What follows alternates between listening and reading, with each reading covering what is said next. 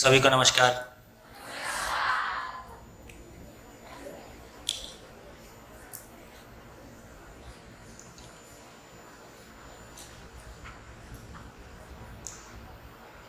तो कितने लोगों ने कल अपने घर में जाके खाने के बाद अपने परिवार में चर्चा की कि वो क्यों जी रहे हैं? कितने लोगों ने चर्चा किया? गुड,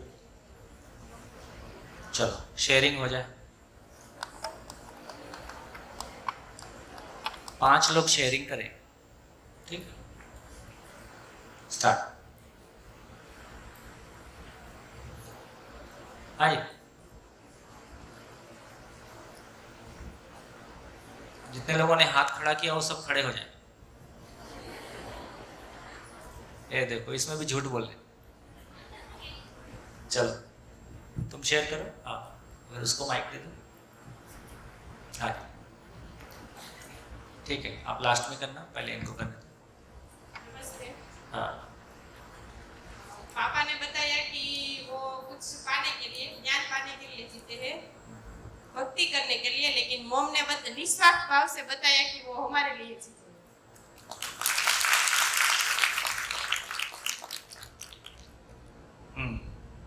बढ़िया। और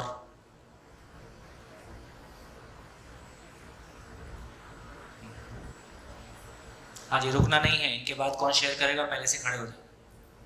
मैंने अपनी मम्मा से पूछा था थोड़ा कि माइक ऊपर। मैंने अपनी मम्मा से पूछा था कि मैं आप लोग क्यों जी रहे हो, तो उसने बताया कि मैं तो तुम सबके लिए जी रहे हो, मेरे बच्चों के लिए जी रही हूँ। पापा नहीं, पापा नहीं, कोई बात नहीं। हाँ जी। और देखो, संकोच नहीं करो, तीसरा दिन है ना? आप गुजराती में बोलना है, गुजराती में बोलो, ठीक? उसमें कोई संकोच नहीं है। मेरे को जो नहीं समझ में आएगा मैं बाजू वाले से पूछ लूँगा। हाँ जी, एक दूसरे को देख रहे कौन बोलेगा। जितने लोगों ने हाथ उठाया था कहाँ गए?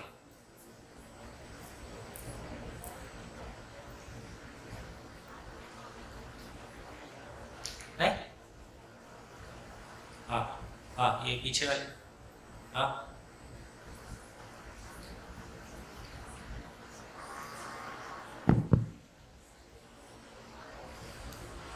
सर मैंने मम्मी पापा से पूछा था और मम्मी पापा ने बताया कि वो हम सब के लिए जी रहे थे, अपने बच्चों के लिए, अपनी उनकी खुशी के लिए। Thank you. और हाँ जी, सभा खुली है, सभी आप में से भी कोई शेयर करना चाहे तो कर सकते। जो लोग यहाँ थे वो अपने घर फोन भी कर सकते थे। फोन करके पूछ लो कि तुम क्यों जी रही हो। पति लोग पूछ लें, पत्नी लोग पूछ लें। हाँ, हेलो, मेरा नाम शैलेश पटेल है, मैं गांधीनगर से आया हूँ।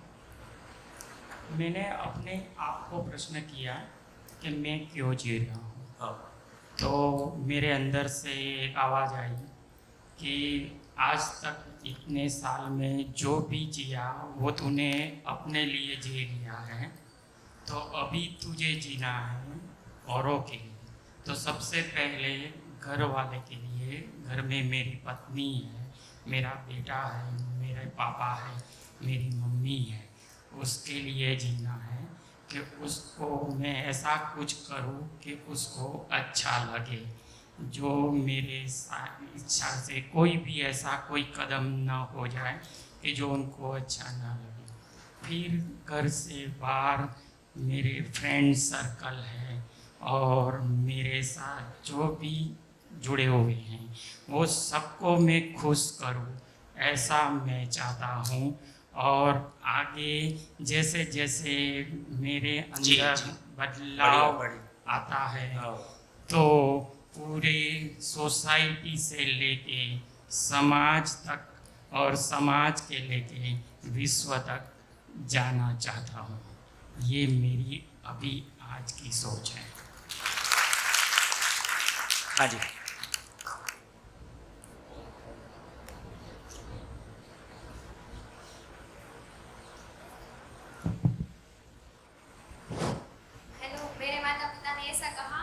कि वो हमारे लिए जी रहे हैं, तो हम ऐसा क्यों नहीं कर सकते कि हम भी उसके लिए जी सके और उसका नाम बढ़ाए और हमारे गुरुजी और माता पिता का नाम आगे लाए और हम ऐसा इंसान बने जैसे हमारे माता पिता और गुरुजी चाहते हैं।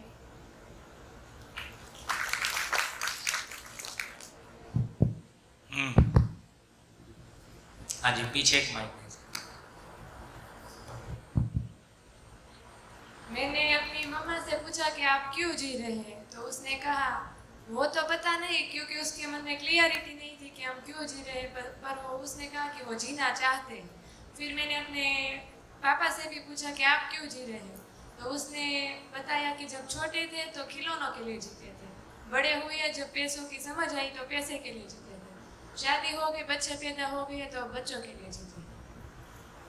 और मैंने अपने आप से भी पूछा कि हम क्यों जी रहे हैं, तो मुझे ऐसा लगता है कि भगवान ने हमें इस धरती पर आने का मौका दिया है, तो कोई भी चीज़ भगवान ने ऐसे ही फालतू तो नहीं बनाई होगी, कुछ तो उसका मतलब होगा, तभी तो हमें उसे इस धरती पर लाने का मौका दिया है। और उसने हमारे ही माँ बाप को चुना कि उसके थ्रू हम इस धरती पर आए, तो उसका भी कोई मतलब तो ज़रूर होगा। हाँ जी, हाँ जी, बोलिए बोलिए, माइक। नमस्ते भैया। कल उत्तर तो मैंने लिख दिया था कि ज्ञान के लिए मैं जी रहा हूँ, लेकिन मैंने जब सवाल और गहराई में जाके पूछा तो यह महसूस हुआ कि मैं ऊपर ऊपर और पूरी अब तक की ज़िंदगी जो हुई है, ज़िंदगी में बोलता हूँ, तो वही सोच रहा था कि अभी तो मैं ये कर लूँ वो कर लूँ, बाद में देखा जाएगा, बाद में देखा जाएगा, ये बात कभी आज या अभी तक आई नहीं। तो कल जैसे होता है ना, किसी को डायरेक्ट सवाल पूछो तो जवाब डायरेक्ट आने में संकोच होता है, तो वैसे ही शायद खुद के साथ हुआ। लेकिन कल एक ऐसे इंसिडेंट हुआ कि मेरी और गहरी बात उपेन भाई चावड़ा जी से हुई, और बातों बातों में निकला कि वो हर दिन 5 पेड़ लगाते हैं पीपल के। तो मेरी भी ऐसे ख्वाहिश हमेशा थी कि पेड़ लगाओ, लेकिन मैं शहरों में रहता हूँ, 1 बार या 2 बार लगाए हूँ, गांव में जाए तो 2-3 बार लगाए, लेकिन वो हर दिन लगाते हैं। और मैंने ये सोचा कि ये एकदम छोटी सीधी बात है, सरल बात है, बट मेरे से क्यों नहीं हो पाई। तो ये जो है हर बात कल पे ढकलना या बाद में करना, वो आज अभी इसी पल जो करना है वही जीना मुझे लगा, और जो आया जो करना है वो कर डालना,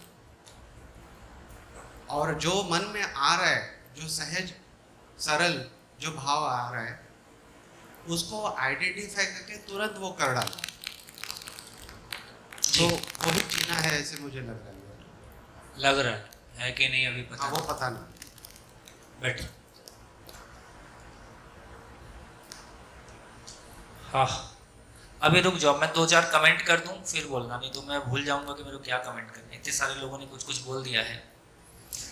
तो देखिए, अभी जो आपने बोला यहीं से शुरू करते हैं। तो मेरा मन क्या कहता है? आपका मन जिस तरह के मटेरियल से बना है, क्योंकि उसने बचपन से लेके आज तक जो अपने परिवेश में, वातावरण में देखा है, वो उससे ही बना है। किसी ने पेड़ लगा दिए, किसी ने गाय पकड़ ली, किसी ने कुछ पकड़ लिया, उसमें से हम भी कुछ पकड़ लेते हैं।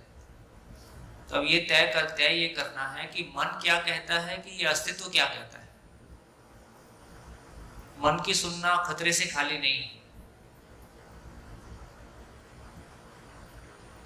तो मूल बात यह है कि हर आदमी अपने आप में यूनिक है, उसकी अपनी एक जर्नी है। मेरी जर्नी आपकी जर्नी नहीं है, आपकी जर्नी मेरी जर्नी नहीं है, लेकिन हम दोनों के लिए सत्य एक है। तो जो मूल चीज है कि संसार क्या है, मैं क्या हूं, करना क्या है, तो अभी करने पे हमारा जोर ज्यादा है कि क्या करूं। दूसरों को सुखी कर दें, बहुत खतरनाक काम है।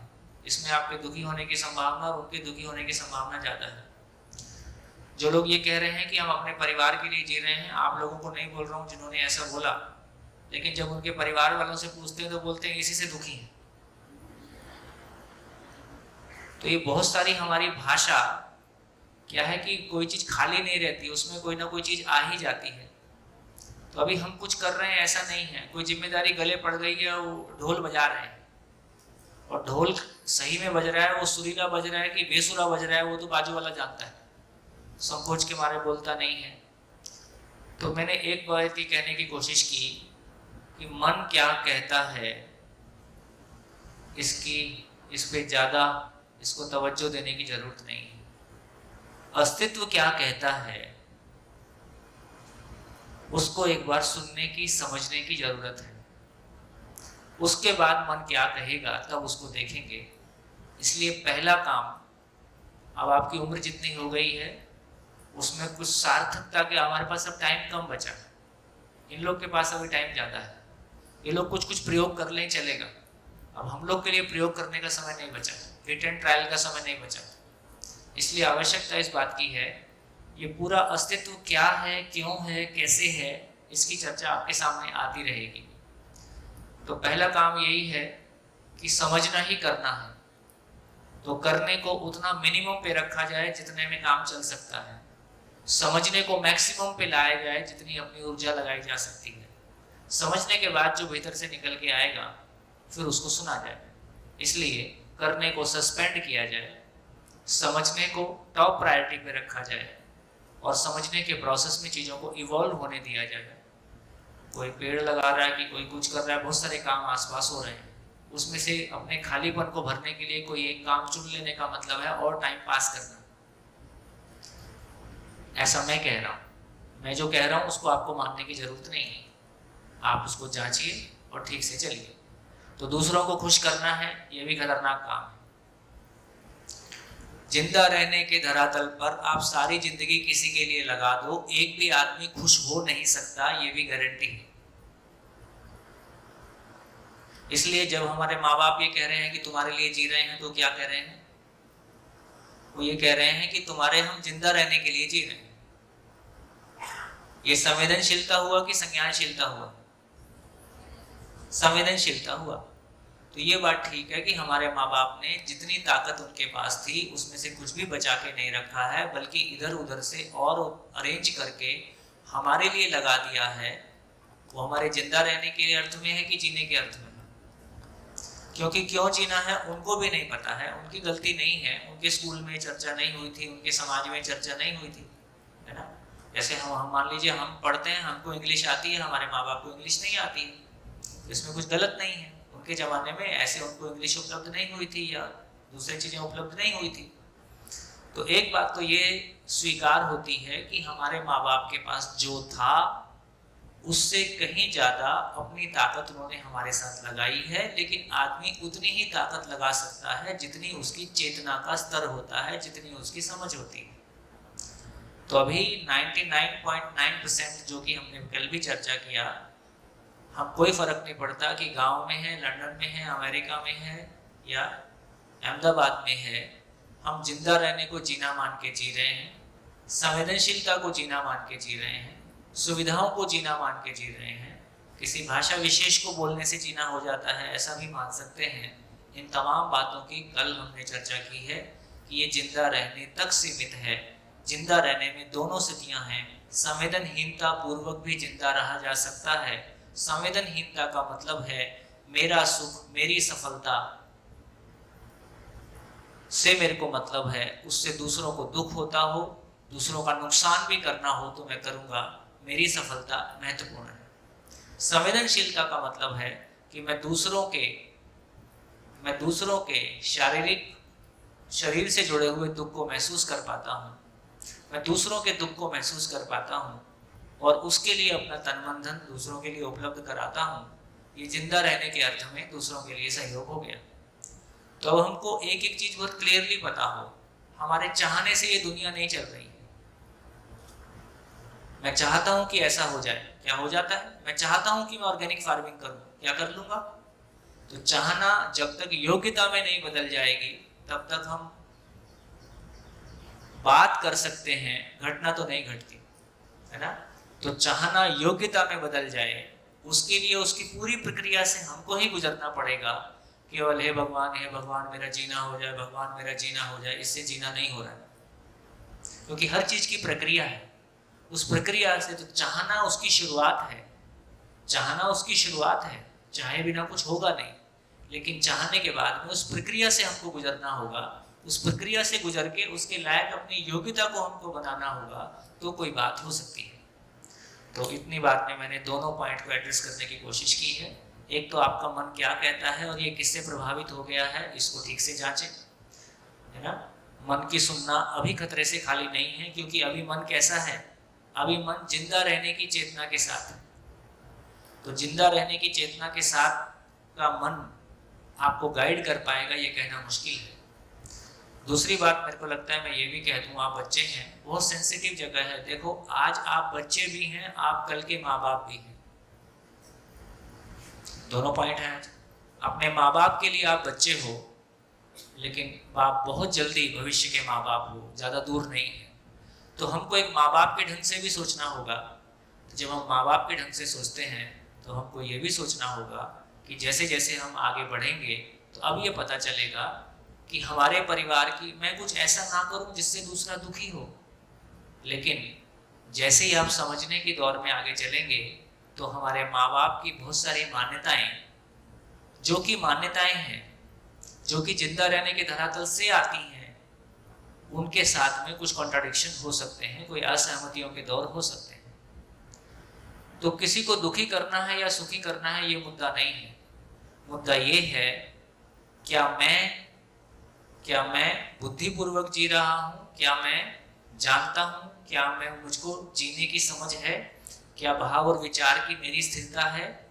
तो पहला काम ये है कि समझ पूर्वक मेरे भाव और विचार की स्थिरता आ जाए, मेरे भीतर स्टेबिलिटी आ जाए। उस क्रम में मुझको जो प्रयास करना होगा वो करना होगा, है ना। इसलिए देखो मैं इसको बहुत सेंसिटिवली सुनना है कि जैसे यदि अब बच्चे आज्ञाकारी होंगे तो क्या करेंगे, यदि बच्चे पूर्णतः माँ बाप के लिए आज्ञाकारी हो जाएं तो क्या करेंगे, तो उनका भविष्य क्या होगा। यदि आज्ञाकारी हो गए तो, आज्ञाकारी हो गए तो कैसे होंगे, तो माँ बाप के जैसे ही होंगे, क्योंकि वो जिंदा रहने के धरातल पर हैं। हम भी वैसे ही हो जाएंगे। आप वैसे ही होना चाहते हो क्या? वैसे होना नहीं चाहते, हम आगे जाना चाहते हैं। इसका मतलब है आज्ञा को भी कैसे समझ के सुना जाए, वो जिंदा रहने की सीमा में है और उसका कितना निर्वाह करना है उसको भी सुना जाए। यदि कोई चीज़ें हमारे ही परिवार में ऐसी हैं जो कि जिंदा रहने के फ्रेम से आगे की हैं, तो हमको उस पर भी विचार करना होगा। अपने परिवार में कैसे अनुकूलता बनाई जाए, उन रास्तों को भी हमको धीरे धीरे बनाना होगा। तो ये आज्ञाकारी बच्चे भी कोई अच्छी बात नहीं है, क्योंकि आज्ञाकारी बच्चे का मतलब है उसकी अपनी सोच विकसित नहीं हो रही है। लगातार किसी उम्र तक आज्ञा पालन अच्छी बात है, वो छोटी एज में, किसी एज के बाद अपने सोचने की प्रक्रिया, अपने सोचने की मशीन काम करेगी कि नहीं करेगी। मैं कब तक आज्ञाकारी रहूंगा, आज्ञाकारी कब तक रहूं? कल आप माँ बाप बन जाओगे और आप अभी तक आज्ञाकारिता में ही जी रहे हो, तो क्या दोगे अपने बच्चों को? तो आपकी अपनी सोच, अपनी समझ, क्यों जीना है, कैसे जीना है, ये विकसित हो कि नहीं हो? ये आज्ञा पालन से आएगा कि समझने से आएगा? तो पूर्णतः आज्ञा पालन का मतलब है अपनी सोचने की मशीन को बंद रखना। तो ये बारीक तार है। तो कहां तक हमारे लिए आज्ञा पालन है, और मेरी आज्ञा पालन इस अर्थ में है कि मेरे सोचने की मशीन चालू हो जाए, और मेरे सोचने की मशीन मनमाने की ओर जाएगी कि समझ की ओर जाएगी। ये बीच का रास्ता एक और है इसमें, कि वो मनमाने की तरफ निकल जाए। हमारे जमाने में एक जमाना था जब हम माता पिता की बात का विरोध कर ही नहीं सकते थे, वो जो बोल रहे थे उसमें हाँ ही बोलना होता था, और पिताजी से डायरेक्ट बात होती नहीं थी, मम्मी के थ्रू होती थी। फाइल मम्मी को पुटअप करनी होती थी, फिर फाइल प्रॉपर चैनल से पिताजी के पास जाती थी, और वो ना बोल देंगे तो हमको चर्चा करने का भी स्कोप नहीं था। तो हम पिता मानी में जिए। हम लोग का जमाना कैसा था? पिता मानी। आप लोग का जमाना कैसा आ गया है? मन मानी। पिता मानी भी गुलामी है, मन मानी भी गुलामी है, दोनों गुलामी है। इस गुलामी से मुक्त होने का मतलब है ना, कि हम समझ के धरातल पे आ जाएं। मैं क्या कहता हूं ये कम महत्वपूर्ण है। अभी जब मैं स्वयं को शरीर मान के जिंदा रहने के धरातल पर जीता हूं तो ये कम महत्वपूर्ण है। अस्तित्व क्या कहता है? यदि आप कह रहे हैं कि मैं इस अस्तित्व में पैदा हुआ हूं, इन माँ बाप के माध्यम से पैदा हुआ हूं, जो उन्होंने मेरे लिए किया वो सर आंखों पे, लेकिन मुझको जिंदगी में क्यों जीना है, कैसे जीना है, ये मेरे समझने से काम चलेगा कि मेरे पापा समझ लेंगे उससे काम चलेगा? मेरे समझने से काम चलेगा। मेरे गुरुजी भी पूरा समझते हैं तो गुरुजी के माध्यम से मैं समझ सकता हूं। गुरुजी की समझ मेरी समझ नहीं होगी ना। गुरुजी इस अर्थ में है कि उनके साथ रह के मैं समझ लूं। मम्मी पापा के पास जो भी पॉजिटिव है उसको मैं अपने में स्वीकार करूं। यदि वहां भी कुछ नेगेटिव है, वहां भी कुछ कमी है, तो कैसे उनका सम्मान बनाए रखते हुए अपने लिए रास्ता निकाला जाए, वो हमारी जिम्मेदारी है। बात समझ में आ रही? मनमानी जो हम कह रहे हैं ना कि वो आज्ञा पालन, आज्ञा पालन का मतलब है मेरे जीने की जिम्मेदारी मेरी है कि दूसरे की है। तो अब आप जिस उम्र में आ गए हो, अब आपके लिए आज्ञा पालन ठीक नहीं है। आपके लिए अनुशासन, पर अनुशासन ठीक है कि स्व अनुशासन ठीक है? स्व अनुशासन। तो हम स्व अनुशासित हो जाएं तो स्व को समझ के स्व अनुशासित होंगे कि पर को समझ के स्व अनुशासित होंगे? तो स्व को समझे बिना स्व अनुशासित नहीं होंगे। सेल्फ को समझे बिना सेल्फ रिस्पेक्ट नहीं आएगा। सेल्फ को समझे बिना सेल्फ कॉन्फिडेंस नहीं आएगा। आत्मसम्मान, आत्म विश्वास केवल शब्द हैं, इसके कंटेंट हमारे पास नहीं है। हमारे पास बड़े बड़े शब्द हैं, उनकी सच्चाई, उनकी वास्तविकता, उनकी कोई अनुभूति हमारे पास नहीं है। इसलिए बोलने के लिए बहुत कुछ है, भीतर कुछ और चलता है। बढ़िया। कितने लोगों तक बात पहुंची है ना? तो जिंदगी बहुत महत्वपूर्ण चीज है, कैसे उसको समझें। मानव और पशु में इतना ही अंतर है कि मानव के पास सोचने समझने की मशीन है। ये सोचने समझने की मशीन को चालू किए बिना, इसकी ऊंचाइयों को छुए बिना हमको राहत नहीं मिलेगी, है ना? क्योंकि यदि हम आस्था की भाषा में कहें तो ऊपर वाले ने हमको एक पेमेंट किया हुआ है। क्या पेमेंट किया हुआ है? सोचने समझने की असीम क्षमता दी हुई है। इतनी बड़ी पेमेंट मिली है, कुछ वापस चुकाएंगे कि नहीं चुकाएंगे? इतनी बड़ी पूंजी मिली है, इतनी बड़ी संपत्ति मिली है, सोचने समझने की अथाह पूंजी मिली है, उसको सही नियोजन नहीं होगा तो उसकी व्याकुलता, उसकी बेचैनी, है ना, हमारे भीतर बनी रहेगी। बढ़िया। छोटी छोटी बात में कैसे एग्जाम्पल मिलते हैं। मैं यदि किसी बात को ठीक से सोच पा रहा हूं, मैं कह नहीं पा रहा हूं, तो मेरे को कैसा लगता है? मैं किसी बात को सोच रहा हूं और मैं कह नहीं पा रहा हूं तो मुझको कैसा लगता है? अच्छा लगता है कि खराब लगता है? खराब ही लगेगा। मैं कोई चीज को समझ नहीं पा रहा हूं तो कैसा लगता है? क्लास में टीचर पढ़ा रहे हैं, किसी को समझ में आ रहा है, मुझको समझ में नहीं आ रहा है, तो कैसा लगता है? स्वीकार होता है। 50 साल पहले किसी को अनपढ़ बोलना गाली थी, तुम अनपढ़ हो। आजकल सब पढ़े लिखे हो गए, लेकिन हम सब पढ़े लिखे हो गए, अगले 20 साल में ये भी समझ में आएगा तुम अभी ना समझ हो। हम पढ़ लिख गए, पीएचडी कर लिए, लेकिन समझदार हुए ये कहना विशेष है, क्योंकि उस एजुकेशन का जिंदगी से कोई रिलेशन नहीं है। तो मुझको लगता है कि आपके लिए मैंने कल भी कहा था कि हम डुअल डिग्री, हमारे को डुअल डिग्री मतलब डबल डिग्री, 2 डिग्री। 2 डिग्री का मतलब है एक ग्रेजुएशन की डिग्री हमारे पास हो, एक समझदारी की डिग्री हमारे पास हो, जिंदगी की डिग्री हमारे पास हो। ये हमारी जरूरत है कि नहीं है? तो नानू भाई का कुर्ता पकड़ के रखो कि नानू भाई दोनों डिग्री दिलवाना है। इसके लिए पूरी व्यवस्था कैसे हमारे बीच में हो, कैसे आपकी ताकत इसमें लगे। खूब शुभकामनाएं। आ जाए, आपको ही कह रहा हूं।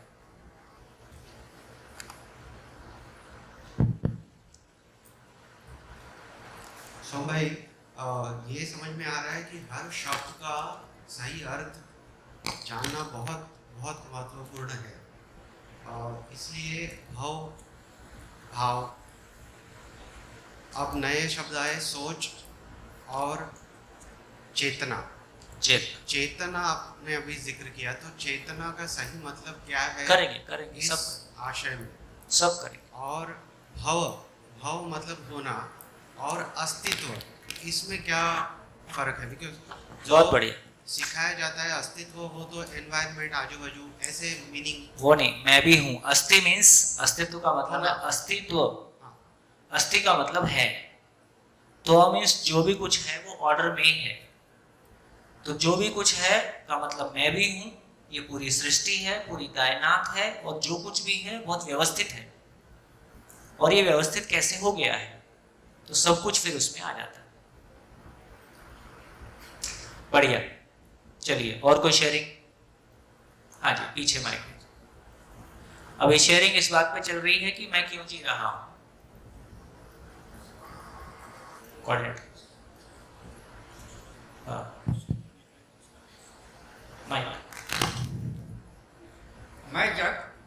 मैं दिलीप मेहता। एक सेकेंड। कल गोष्ठी में जो संयोजन कर रहे थे उनको ये कहा गया था कि जो आपके ग्रुप में क्वेश्चंस है उसका लिस्ट बने,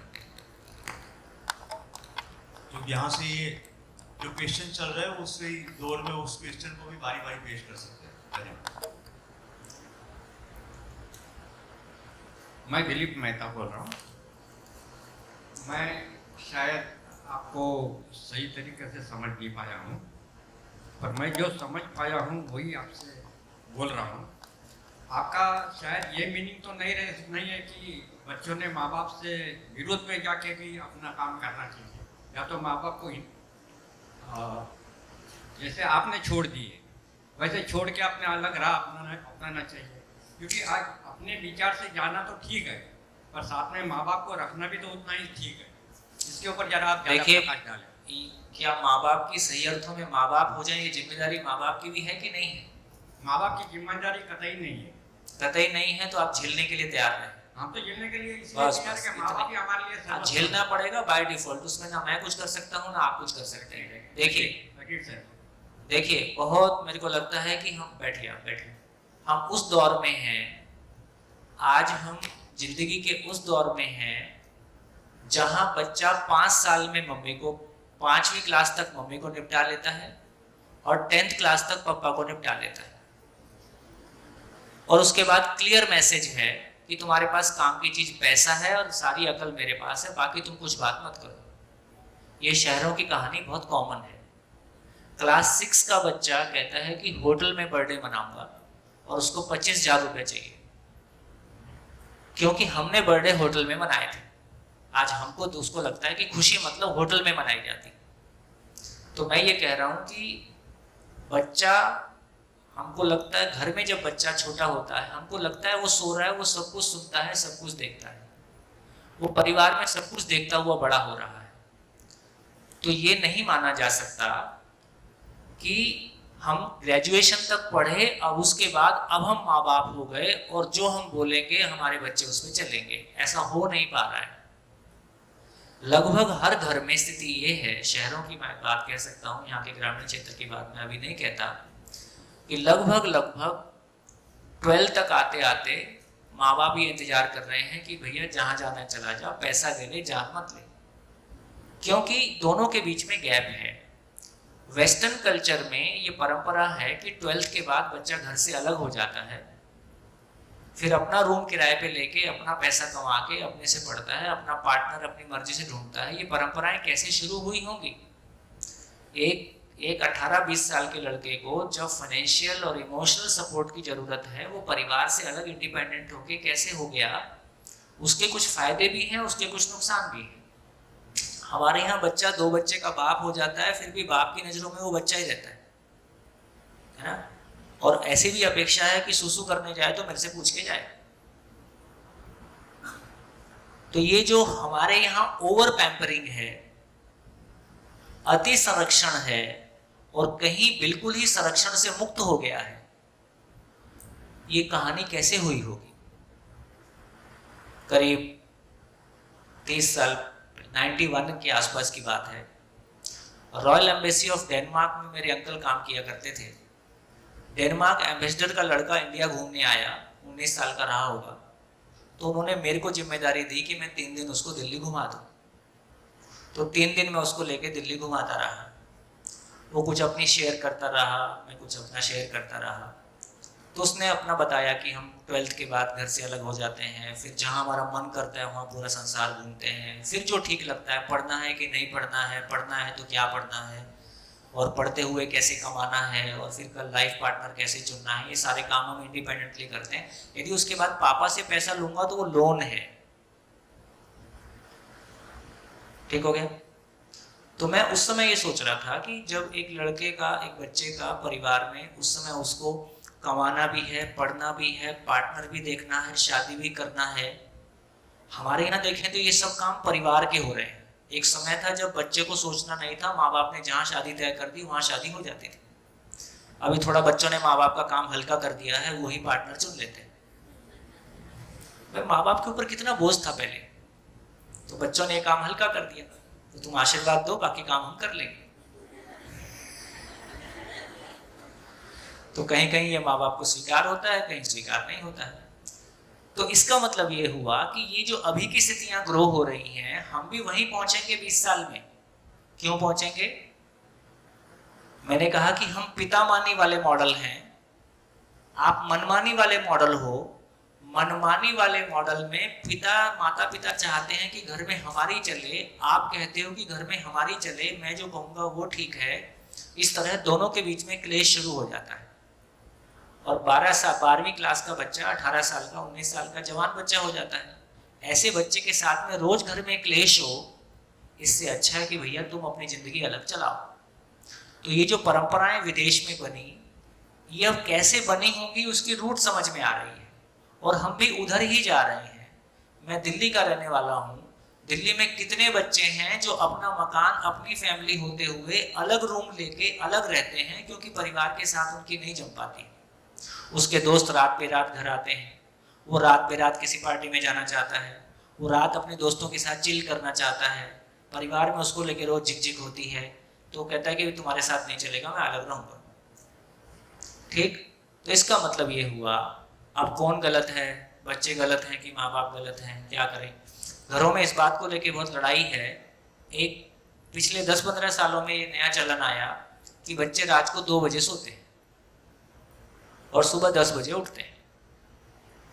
अब माँ बाप को सुबह 4 बजे उठने की आदत, और early to bed, early to rise makes a man healthy wealthy and wise, ऐसा सब पढ़ के हम बड़े हुए हैं। वो बच्चे को, माँ बाप को देख के नहीं लगता है तुम वाइज हो गए हो 4 बजे उठने से।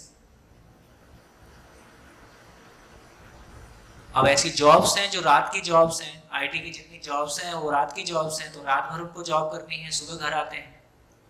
तो इन बदली हुई परिस्थितियों में हमारे आदर्श कितने चल पाएंगे?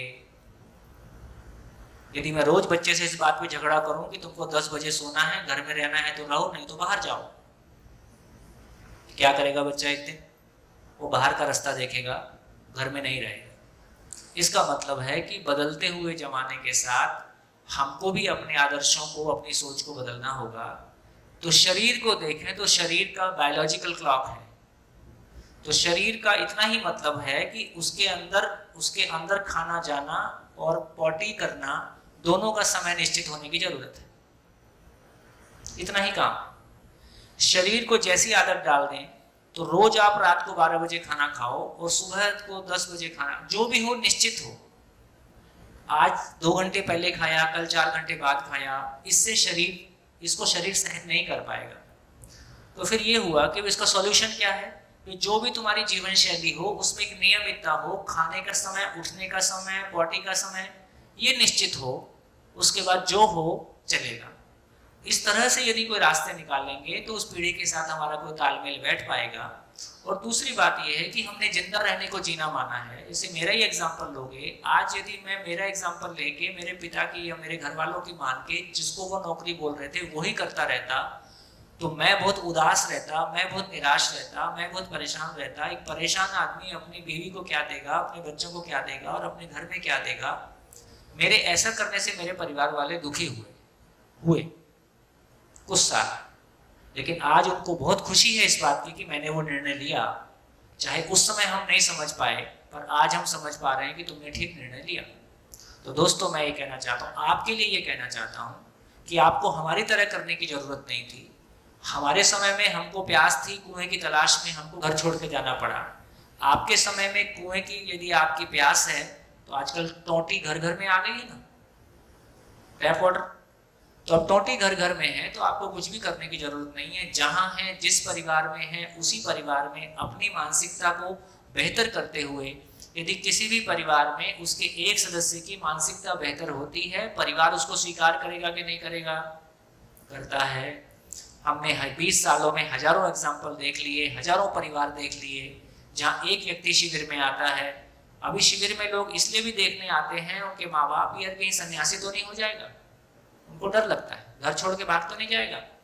लेकिन जब परिवार शिविर में आता है तो उसको समझ में आता है इसमें आने से हमारा परिवार एक हो जाएगा, हमारे परिवार के बीच में जो रिफ्ट है, हमारे परिवार में जो असहमतियां हैं, एक दूसरे के साथ में अनबन है, ये सब ठीक हो जाएगी। तो इस पूरे शिविर का इतना ही मतलब है, अब ना पापा की चलेगी, ना मम्मी की चलेगी, ना टीचर की चलेगी, ना मेरी चलेगी, अस्तित्व की चलेगी।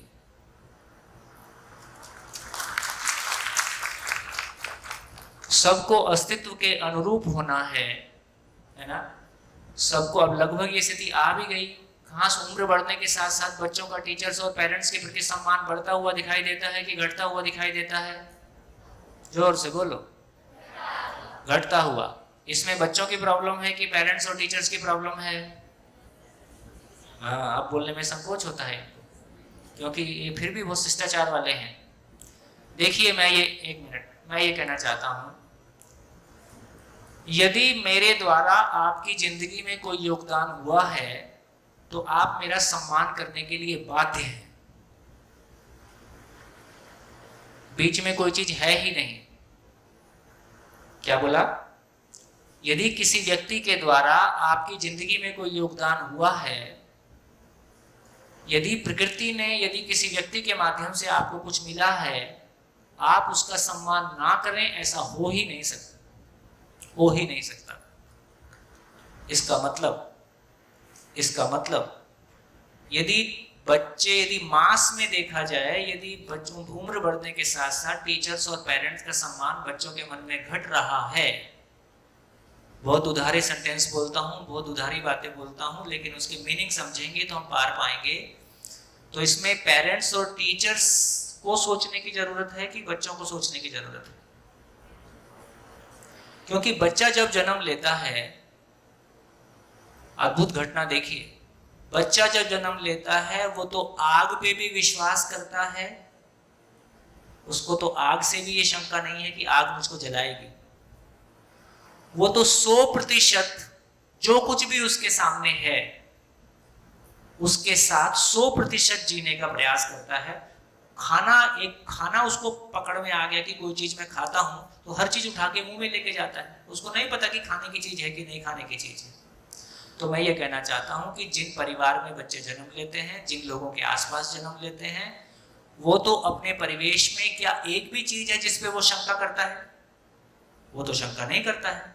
तो जब बच्चा पैदा हुआ था वो तो हर चीज पे विश्वास करने के साथ पैदा हुआ था, फिर इसका विश्वास कैसे टूटा? फिर आज ये विश्वास क्यों नहीं कर पा रहा? तो क्या लगता है, बड़े लोगों को क्या लगता है? तो आज ये विश्वास क्यों नहीं कर पा रहा? हम भी उस एज से गुजरे हैं। उम्र बढ़ने के साथ साथ बच्चों के मन में सम्मान का भाव घटता हुआ दिखाई देता है। ऐसा क्यों? क्या लगता है? हाँ जी, माइक ले जाओ।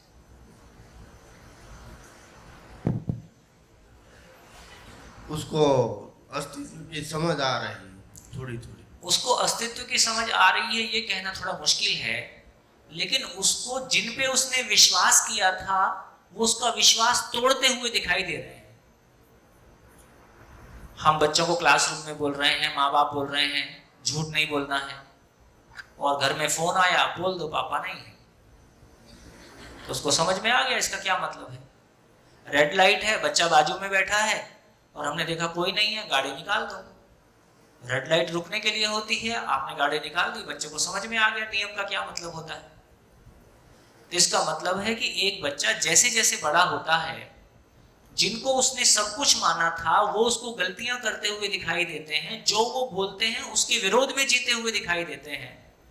भाई बहन, तुम दोनों भाई बहन हो, लड़ना नहीं है। उसको पता ही नहीं था कि लड़ना भी होता है, उसको समझ में आ गया अच्छा लड़ना भी होता है। भैया जी एक मिनट, तुम जो माँ बाप भाई बहन को समझा रहे हैं कि तुमको लड़ना नहीं है, वो घर में ही लड़ रहे होते हैं, उनकी बहस घर में ही चल रही होती है। क्या बच्चा उसको नहीं देखता है? वो जो भाई बहन को बता रहे होते हैं कि तुमको प्यार से जीना होता है, उनके माँ बाप के भाई बहन के साथ में माँ बाप का आर पार चल रहा होता है, वो घर में उसके बारे में बातचीत कर रहे होते हैं। क्या उसको नहीं सुनाई देता है? इसका मतलब ये हुआ कि एक बच्चा जब पैदा होता है वो तो 100% विश्वास करने की मानसिकता के साथ होता है ना। जब आग पहली बार उसका हाथ जलाती है तो उसको ये पहचान लेता है कि आग का नेचर जलाना होता है, तो उससे फिर बच के रहता है। और जब ये बड़े लोगों का भी आचरण निश्चित नहीं है ना, उसी घटना पे हंस के रिस्पॉन्ड कर सकते हैं, उसी घटना पे थप्पड़ भी मार सकते हैं, बड़ा बुरा भी कह सकते हैं, मूड की बात है। तो उसको ये पता नहीं चलता है कि ये कब खुश होंगे कब नाराज हो जाएंगे। तो उनको खुश कैसे रखा जाए, हमारे बीच में ये बड़ी मुसीबत है कि एक दूसरे को खुश कैसे रखा जाए इस पे फोकस ज्यादा है। मेरी जिंदगी में स्थायी खुशी कैसे आ जाए इसकी कोई चर्चा नहीं है। ये बात ध्यान में आ रही? परिवार में जीते हुए हमारा सबका प्रयास ये बना रहता है कि एक दूसरे को खुश कैसे रखा जाए। जो जिसके पास है वो उसको बांटेगा। तुम्हारे पास खुशी नहीं है तो तुम नहीं बांट सकते। ऊपर से फेस स्माइलिंग है और अच्छा है, ये ज्यादा दिन नहीं चलता है, घर में नहीं चलता है। पत्नी बोलती है ना, यार बाहर तो तुम अच्छा आचरण करते हो दूसरों के साथ में, घर में तो ऐसा नहीं रहते हो। कितने लोगों ने सुना ये सेंटेंस? ये देखो सबके घर में वही होता है। इसका मतलब है बाहर मेरी एक्टिंग चल सकती है, घर में एक्टिंग काम नहीं आ रही है। बाहर मेरी भाषा वाला शिविर चल सकता है, घर में तो आचरण शिविर चलता है। तो घर में हम सब नंगे हैं मतलब सब कुछ दिखाई दे, एक दूसरे का सबको सब कुछ पता होता है। तो दोस्तों मैं ये कहना चाहता हूँ, बहुत विनम्रता से कहना चाहता हूँ, बहुत पीड़ा के साथ कहना चाहता हूँ, बच्चों को सुधारने की जरूरत बहुत कम है, हम लोगों को सुधरने की जरूरत बहुत ज्यादा है। हम जो बड़े कहलाते हैं हमको सुधरने की जरूरत बहुत ज्यादा है, हमको पुनरावलोकन करने की जरूरत है। उम्र का समझदारी से कोई लेन देन नहीं है। उम्र बढ़ने के साथ साथ समझ आती है, ऐसा नहीं है। समझ का मतलब जीवन की समझ। पद होने से समझ आती है, उसका कोई रिलेशन नहीं है। धन होने से समझ आती है, उसका कोई रिलेशन नहीं है। इसका मतलब है समझ कोई और चीज है। एक बार फिर से जिंदगी ने मौका दिया है, फिर से एक बार उसको देखा जाए। ठीक है, और एक प्रश्न उठ रहा था जी, वो आपने बोला था 6 महीने का बच्चा सब समझ रहा है, देख समझ नहीं रहा है, मान रहा है। मान रहा है। तो क्या अपनी माँ के कुख में होता है तो वो उसमें भी ऐसा ही होता है क्या? क्या बोले? वो अपने जन्म से पहले जो उसमें जान आ जाती है 4-5 महीने के बाद, तब भी वो कुछ देख रहा है, समझ रहा है। हाँ, अपने पुराणों में तो लिखा हुआ है। उस पे बात करेंगे। पहले जो बाहर आ गया उसको संभाल लें, फिर जो पेट के अंदर है उसको संभालेंगे, फिर जो पीछे से आ रहा है उसको भी देखेंगे। एक जगह से चले ना, ये तो बाहर सामने दिख रहा है, पहले इसको संभाल लें। हाँ जी, बाजू में माइक दीजिए।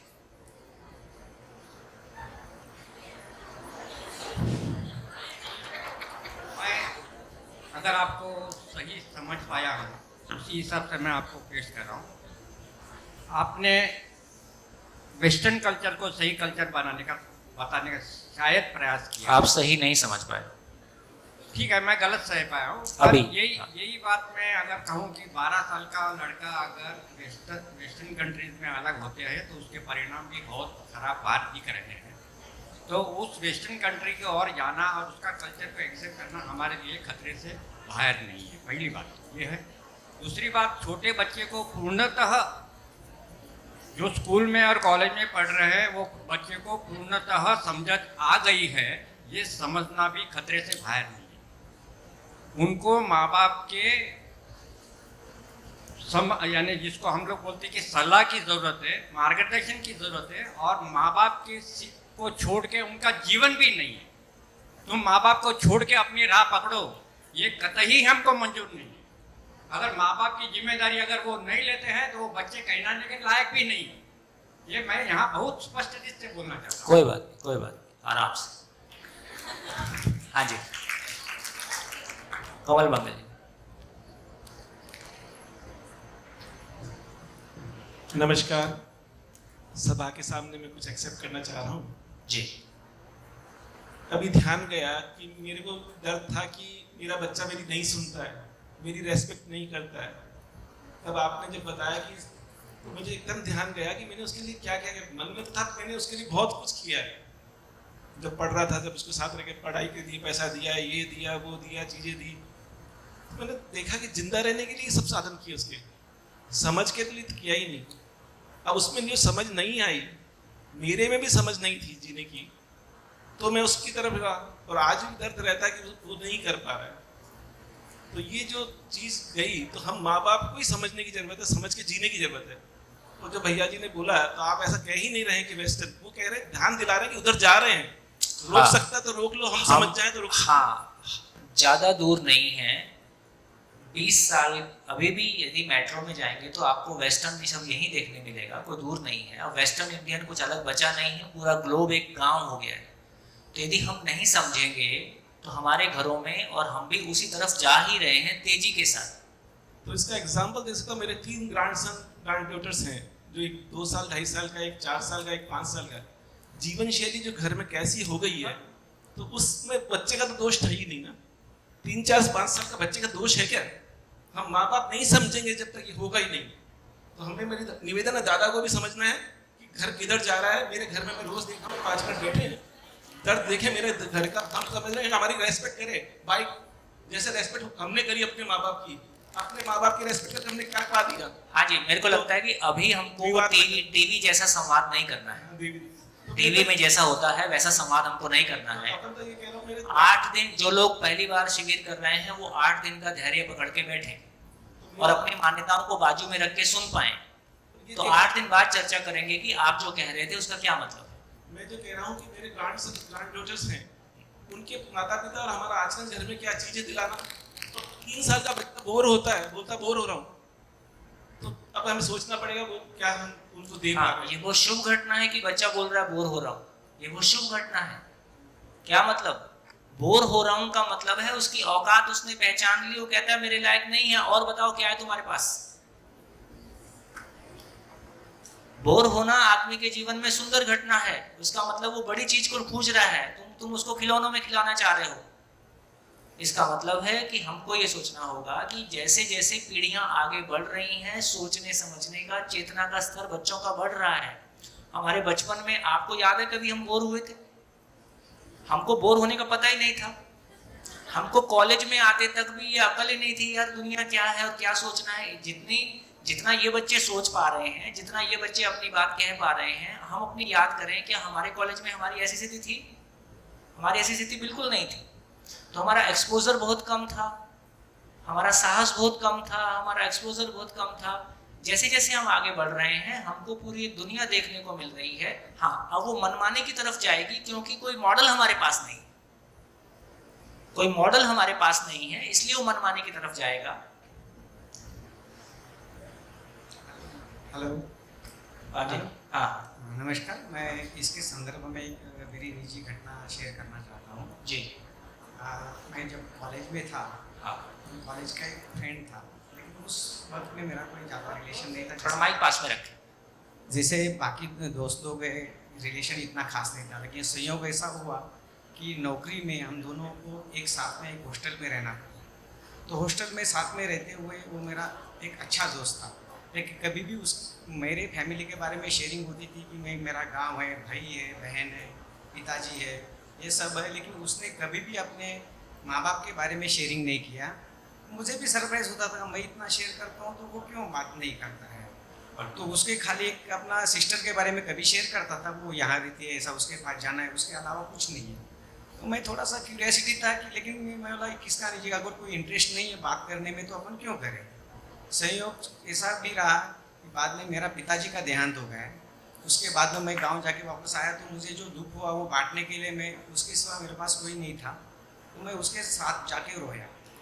तो वही टाइम पे उसने फिर उसके जो भी कहानी शेयर की कि वो एक बहुत बड़े घर का लड़का था जिनका पिताजी मतलब तबला, मैं नाम नहीं शेयर करना चाहता हूँ, जिनके पिताजी तबला वादक, उनके टीवी में सब प्रोग्राम में शोज आते थे। वो टाइम पे मैं कर रहा हूँ 95 की बात कर रहा हूँ। वो टाइम पे टीवी में उनके तबला वादक के अच्छे से प्रोग्राम था और बड़े घराने का लड़का था।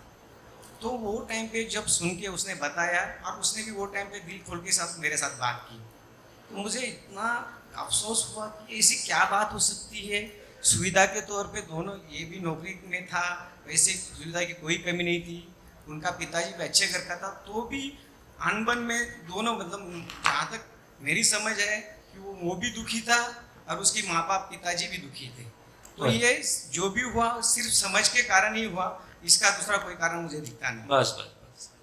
तो देखिए, निष्कर्ष के रूप में अभी 2 लाइनें कह के फिर थोड़ी शेयरिंग और सुनते हैं। तो सार ये निकला कि हमारे माता पिता, हमारे टीचर्स भी हमारे लिए अच्छा ही चाहते हैं, लेकिन अच्छाई की परिभाषा क्या है? तो बच्चे की अच्छाई की परिभाषा अलग है, माता पिता की परिभाषा अलग है और टीचर की परिभाषा अलग है। तो जब तक हम सबकी जिंदगी को लेके परिभाषाएं एक नहीं हो जाएंगी, तब तक हमारा जिंदगी को लेके आपस में कम्युनिकेशन नहीं हो पा रहा है। इसलिए मैंने कहा तो मन की सुनना भी बंद किया जाए, मन को थोड़ा बाजू में रखा जाए। अस्तित्व क्या कहता है, क्योंकि अस्तित्व जो कहता है वो मेरे लिए, आपके लिए, हिंदू के लिए, मुस्लिम के लिए, पाकिस्तान के लिए, अमेरिका के लिए, अर्जेंटीना के लिए, वो अस्तित्व एक जैसा है। अभी हमारी आदमी के बारे में ये समझ है कि सब कोई अलग अलग होते हैं, लेकिन जैसे जैसे ये पर्दा खुलते जाएगा तो हमको पता चलेगा कि धरती के सभी मानव में कितनी चीजें हैं जो एक जैसी हैं, जिसमें आप चाह के भी कुछ नहीं कर सकते। देखो, मैंने पहले भी कहा कि हमने अपनों से दुख पाया कि परायों से दुख पाया। हम उनको दुख देना चाहते हैं कि सुख देना चाहते हैं, वो हमको दुख देना चाहते हैं कि सुख देना चाहते हैं, हम दोनों ही सुख देना चाहते हैं। इसका मतलब है सुख समझ में आया कि नहीं आया। फिर मैं पानी पीना चाहता हूं, आप मेरे को पानी देते हो, मेरी प्यास बुझ जाती है। मेरे को भूख लगती है, आप खाना देते हो, मेरी भूख मिट जाती है। लेकिन आप मेरे को सुख देते हो, मेरे को दुख जैसा लगता है। इसका मतलब है कि हमारी सुख की समझ, जिंदगी की समझ, खाने की समझ ठीक है, पानी की समझ ठीक है, कपड़े की समझ ठीक है, मकान की समझ ठीक है, इसमें दिक्कत नहीं है। लेकिन दिक्कत कहाँ है? हमारी सुख की समझ, जिंदगी की समझ, सही और गलत की समझ। किस बात की लड़ाई है? लड़ाई इतनी है कि मेरी चलेगी कि आपकी चलेगी। लड़ाई इस बात की है कि सही क्या है, जो मैं कह रहा हूँ वो सही है कि आप जो कह रहे हो वो सही है। इसलिए मैंने कहा कि अपना टीचर की चलेगी, ना माँ बाप की चलेगी, ना किसी की चलेगी, ना प्रधानमंत्री की चलेगी, ना सीएम की चलेगी। अब बस एक ही चलेगी धीरे धीरे, कि जो सबके लिए सही है वही सही है। तो सही गलत का कोई सार्वभौम मापदंड होगा कि नहीं होगा? सही और गलत व्यक्ति पे आधारित होगा, या सही और गलत का कोई सार्वभौम मापदंड होगा, यूनिवर्सल क्राइटेरिया होगा? जैसे 2 + 2 4 होते हैं। ये भारत में होते हैं कि अमेरिका में भी होते हैं? सभी जगह होते हैं। यदि मानव एक प्रकृति का इकाई है, एक प्रकृति में पैदा हुई कोई चीज है, तो जिस तरह से प्रकृति के सारे नियम पेड़ पे, पौधे पे, पशु पे, पक्षी पे लागू होते हैं, वैसे ही प्रकृति के सारे नियम सभी मानव पे भी समान रूप से लागू होते हैं। वो जो समान रूप से लागू होने वाले नियम हैं, उनको पहचान के हम एक दूसरे के साथ अपने संबंध को, अपने कनेक्शन को पहचान पाएंगे। नहीं तो अपनी अपनी मान्यताओं के साथ जिएंगे, एक दूसरे का विरोध करेंगे, जिसकी लाठी उसकी भैंस। जब तक बच्चे छोटे रहते हैं, उसको पता है पिताजी बड़े हैं, दे देंगे खींच के, तो अपने को डर लगता है तो मान लेते हैं। थोड़ा अपना शरीर जवान होता है तो पिताजी को भी समझ में आ जाता है कि अब नहीं मारा जा सकता, और बेटे को भी समझ में आ जाता है कि अब पुराने दिन गए, अब बात करो। तो अपना फिर टोन बदल जाता है। अंदर से नहीं बदला है, ऊपर से बदल गया है, पता है कि अब नहीं चलेगा ये, है ना। तो कोई एक पॉलिटिकल पार्टी आज कर रही है, अब किसने युद्ध कर दिया, वो कब्जा कर लेता है। तो अभी घर में भी युद्ध पूर्वक कब्जा होगा एक दूसरे पे, या कोई समझ की बात होगी? भाई स्कूल टाइम में टीचर जैसे बच्चे को धमका लेते हैं, ऐसा कॉलेज में नहीं होता है। कॉलेज में बच्चे टीचर को धमका रहे हैं। हाँ, तो इसका मतलब ये हुआ, ये धमकाने चमकाने से घर ना चलेगा, ना इंस्टीट्यूशन चलेगा, और अपने भीतर भी नहीं चलेगा। मेरे भीतर भी मेरा एक मन ये कहता है, दूसरा मन ये कहता है, अब किसको धमकाऊं? तो इसका मतलब है धमकाने चमकाने से किसी और तरीके से ना अंदर चलता है, ना घर चलता है, ना संस्था चलती है, ना देश चलता है, ना विश्व चलता है। क्या चीज से चलेगा? सबके लिए सही गलत का कोई एक मापदंड होगा, जीने का कोई एक स्वरूप होगा। कल की चर्चा में निकल के आ गया, धरती के सारे परिवारों का जीने का स्वरूप क्या होगा? धरती के सभी परिवारों का जीने का स्वरूप है कि शिकायत मुक्त, अभाव मुक्त परिवार, क्योंकि इससे ज्यादा होता नहीं, इससे कम में चलता नहीं। पूर्ण की परिभाषा है कि पूर्ण कम अधिक से मुक्त होता है। ये बात समझ में आती है? पूर्ण, पूर्ण शब्द सुना है? पूर्ण कम अधिक से मुक्त होता है, ये पूर्ण की परिभाषा है। पूर्ण का परिभाषा क्या होगा? पूर्ण किसको बोलेंगे? जैसे अभी आप पूर्ण हो के अधूरे हो, अधूरे हैं क्योंकि मुझको दिखता है कि यार मुझसे गलती होती है, मेरे भाव और विचार में गलती होती है, कभी कभी अच्छा लगता है, कभी खराब लगता है, कभी कोई मेरे व्यवहार से खुश होता है, कभी नहीं होता है। जबकि मैं क्या चाहता हूं? जबकि मैं क्या चाहता हूं? मेरे भीतर वो सुख का सरोवर भरा रहे, हर क्षण हर पल हमेशा मैं एक सुकून के साथ, एक स्टेबिलिटी के साथ बना रहूं, और जिसके साथ भी मैं व्यवहार करूं वहां भी वो सुकून फैलता जाए। मुझको अपने भीतर किसी अधूरेपन का एहसास ना हो, किसी कमी का एहसास ना हो। ऐसा कितने लोग चाहते हैं? सभी चाहेंगे। आप ना चाहें ऐसी आपकी हैसियत ही नहीं है, बाई नेचर ऐसा है। इसका मतलब है पूर्ण की परिभाषा है, पूर्ण की परिभाषा है, ना उसमें कुछ जोड़ा जा सकता है, ना उसमें से कुछ घटाया जा सकता है, उसका नाम पूर्ण है। जीते हुए परिवार का स्वरूप कैसा होगा? एक जीते हुए परिवार का स्वरूप कैसा होगा? कैसा परिवार हम अपना देखना चाहते हैं? किसी संबंध में कोई गिला शिकवा शिकायत नहीं हो, किसी व्यक्ति की मानसिकता में कोई अभाव नहीं हो। इससे अधिक की कल्पना आप कर सकते हैं एक परिवार के बारे? इससे ज्यादा और क्या हो सकता है? और इससे कम में भी क्या चलेगा? तो इससे कम में चलेगा नहीं, इससे ज्यादा होता नहीं। इसका मतलब है ये परिवार का पूर्ण स्वरूप है, ये परिवार का सही स्वरूप है। इस स्वरूप को पाए बिना हमारा परिवार अधूरा है, हम अधूरे हैं। विधि कोई भी हो, जो संसार में विधि समझ में आ जाए उससे प्रयोग कर लो, पहुंचना यही है। बढ़िया, दम लगाओ प्यारे, बहुत काम की चीज है और बहुत जल्दी रिजल्ट देने वाली चीज है। हाँ जी, पहले इनकी सुन ले। हाँ जी, माइक।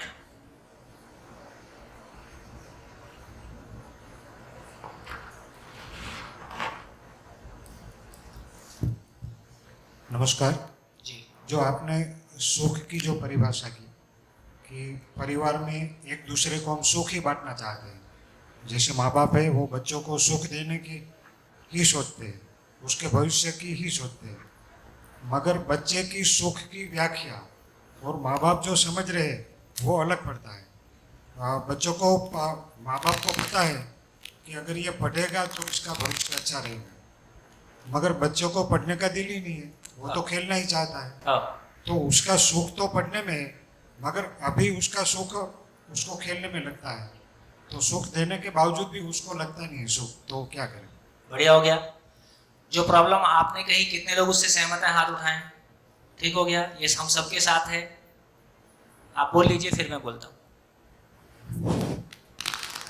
अभी मैं मेरी ही बात फिर से आगे चलाता हूँ। जैसे आपने बोला कि उनके बच्चे को अपनी समझ के हिसाब से आगे चलना चाहिए, जैसे आप गाइडेंस उनको दे रहे हैं उस हिसाब से चलना चाहिए। मतलब कि उनका पूर्णतः ग्रेजुएट होने के बाद में उसका मन पूर्णतः विकसित हो जाता है। एक बात हमेशा मैं यहाँ कहना चाहता हूँ, आप एक मिनट से आपसे हाथ जोड़ के कहना चाहता हूँ, आप जो भी निष्कर्ष निकालते हैं मैं वैसा नहीं कह रहा होता हूँ। इसका मतलब, ये सुन लीजिए एक बार, इसका मतलब है कि अभी हमारे आपके बीच में सुनने का काम ठीक से नहीं हो पा रहा है, इसलिए जो आप निष्कर्ष निकालते हैं मैं वैसा कह ही नहीं रहा हूँ। फिर मेरे को थोड़ा आगे बढ़ने दो। आपने अभी बोला कि बेटा बाप है उसको मारने के लिए तैयार हो जाता है। एक बात ये मैं बहुत विनम्रता से आपके कहना चाहता हूँ, बहुत बहुत बहुत ही विनम्रता के साथ में कहना चाहता हूँ कि बाप का मार भी होगी वो प्यार ही है भाई। बाप दुश्मनी से नहीं मारता। चलिए, बेटे को ऐसा प्यार स्वीकार नहीं है, आप क्या करेंगे? ठीक है, उसी का बात मैं बताता हूँ आगे कि आज के जमाने में क्या होता है कि हमने ये कल्चर अपना के 60% डिवोर्स आज आ गए हैं। लोग शादी करने के बाद में 60% डिवोर्स लेके बाहर निकल रहे हैं, यही कल्चर है आज।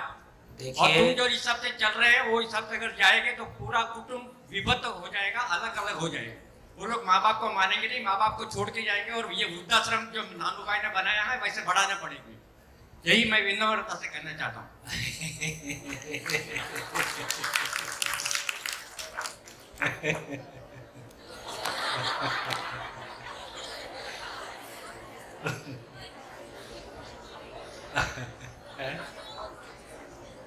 हाँ जी, तो मैं आपकी इस बात से पूर्णतः सहमत हूँ। यदि हमारे प्रयासों के बाद वृद्धाश्रम बढ़ते हैं तो ये समाज की असफलता है। मैं आपकी बात से पूरी तरह सहमत हूँ। अब प्रक्रिया को अभी एक बार देख लें तो मैं ये कहना चाहता हूँ कि जो पुराने समय में माँ बाप का मारपीट बच्चों को स्वीकार था, अभी के जमाने में वो मारपीट स्वीकार है कि नहीं है? नहीं है। सुनो इन सब से, तो इसका मतलब ये हुआ कि मारपीट करने का मतलब है अपनी बात को बलपूर्वक मनवाना। अब मैं यहाँ पे 10 लठैत रखूं और जो मैं कह रहा हूं इसको आपसे बलपूर्वक मनवाऊं, ये तरीका ठीक है? किसी को स्वीकार होगा? इसका मतलब है हर व्यक्ति सुखी होना चाहता है, वो सुख चाहता है, इसमें भी उसका कोई योगदान नहीं है, बाय नेचर है। इसका मतलब है सुखी होने का कोई ऐसा रास्ता जो सबके लिए समान रूप से स्वीकार्य हो, ऐसा कोई रास्ता है। ऐसा रास्ता पापा को भी समझ में आ जाए, बेटे को भी समझ में आ जाए, पत्नी को भी समझ में आ जाए। तो अभी जो भाई साहब ने कहा कि माँ बाप चाहते हैं कि तुम पढ़ लो तो तुम सफल हो जाओगे। अब बच्चे का मन पढ़ने में नहीं है। ये सारे बच्चे कॉलेज स्कूल गोइंग हैं। अभी कुछ बातें देखो, जब मैं कुछ बातें ऐसी कहता हूँ जिनको आपको भी पचाने के लिए थोड़ा मन लगाना पड़ेगा। जब मैं ऐसी बातें बोलूं तो आप माँ बाप हो के सुनो। क्या बातें बोलूं? अभी की पढ़ाई, जिसको अभी हम पढ़ाई कह रहे हैं, वो किसी भी क्लास में कितने बच्चे ऐसे होते हैं जिनको उस पढ़ाई में मजा आ रहा होता है इसलिए वो पढ़ रहे होते हैं? ऐसे बच्चे हर क्लास में कितने होते हैं? मार्क्स लाने का दबाव नहीं, माँ बाप का दबाव नहीं, नौकरी का दबाव नहीं, एग्जाम का दबाव नहीं, बस मेरे को मजा आ रहा है इसलिए पढ़ता हूँ। ऐसे बच्चे कितने होते हैं? कितने होते हैं? कितने होते हैं? आप टीचर हो, आपको पता होता है। 1%, 1%। इससे ये समझ में आता है 5% मान लीजिए आप तो टीचर होने के नाते कितने साल से पढ़ा रहे हैं? 10 साल? 10 साल से पढ़ा रहे हैं। ठीक, मेरा भी पिछले 30 साल का सर्वे है। 30 साल से तमाम इतनी सारी स्टेट लेवल के प्रयोग और तमाम करने के बावजूद हम भी खुद एक छात्र रहे हैं, आप भी छात्र हो। किसी भी क्लास में 5 बच्चे ऐसे मुश्किल से निकलेंगे जो सही अर्थों में ये कहें, उसमें भी किसी को मैथमेटिक्स में मजा आता है, ऐसे मिल जाएंगे। किसी एक को साइंस में मजा आता है। तो ऐसा जो मजा आने वाले है जिसको मैं अपनी खुशी के लिए पढ़ता हूं, इसका मतलब है वर्तमान शिक्षा का डिजाइन मानव को समझ के बना है कि मानव को बिना समझे बना है। यदि ये जैसे खाना कितने लोगों को स्वीकार है? सभी को। कपड़े कितने लोगों को स्वीकार है? मकान कितने लोगों को स्वीकार है? अपनी बात को कहना कितने लोगों को स्वीकार है? किसी भी बात को समझना, इसका मतलब है पढ़ाई अच्छी बात नहीं है।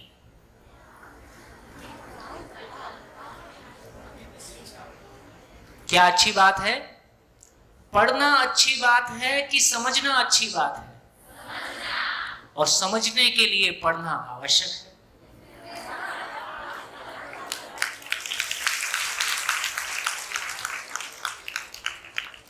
जैसे ये भी तो एक क्लासरूम है, 750 लोग बैठे हैं। 750 लोगों की क्लास ब्लैक बोर्ड भी चल रही है, ठीक, व्हाइट बोर्ड भी चल रही है, क्लास जैसी ही चल रही है। इस क्लास में कितने लोगों को लग रहा है कि ये मेरे अपने लिए नानू, अब कितने लोग आए हैं, कितने लोग लाए गए हैं, कितने लोग जबरदस्ती बैठे हैं? कोई नहीं। और 8वें दिन के बाद जब 9वां दिन होगा तो सुबह ढूंढोगे आज कहां जाऊं।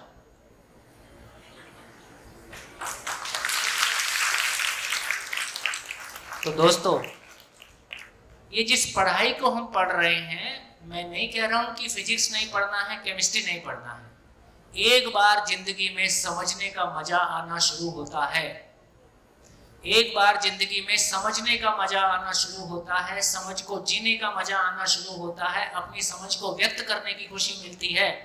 हमारे परिवारों में हमने ये देखा, क्योंकि इस पूरी बात को समझने के लिए साइंस का बैकग्राउंड, एटम का बैकग्राउंड, साइंस का बैकग्राउंड एक सपोर्ट करता है।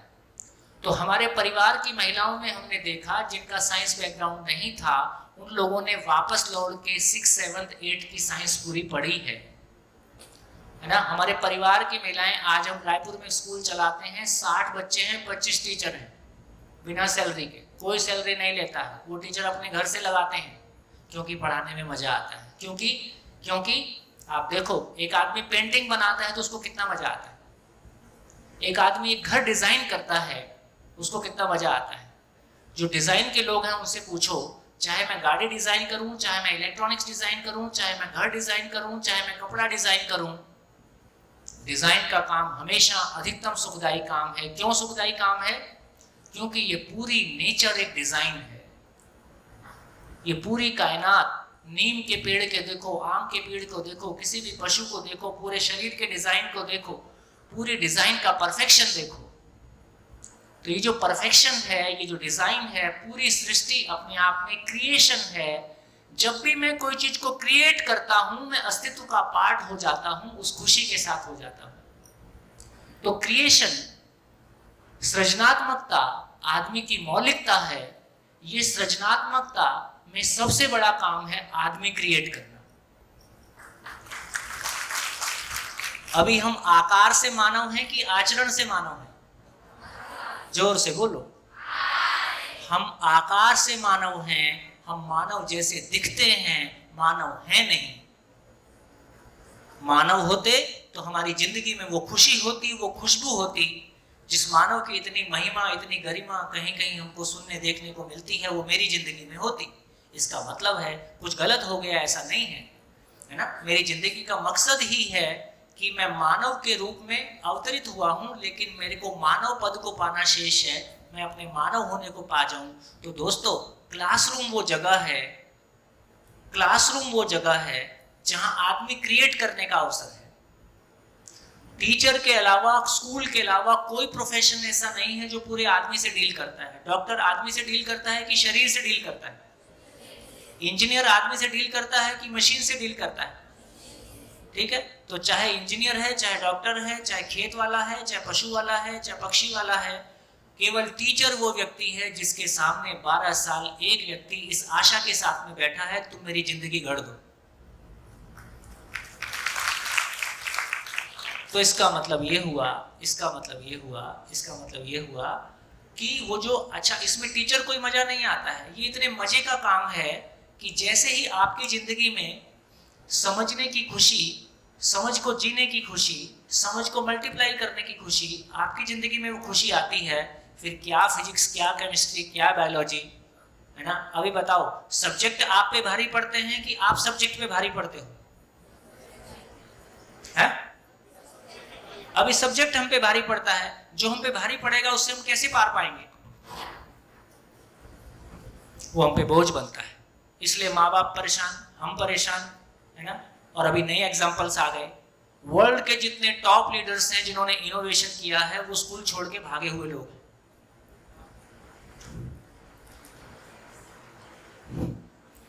जो पढ़ते हैं वो केवल नौकरी करते हैं,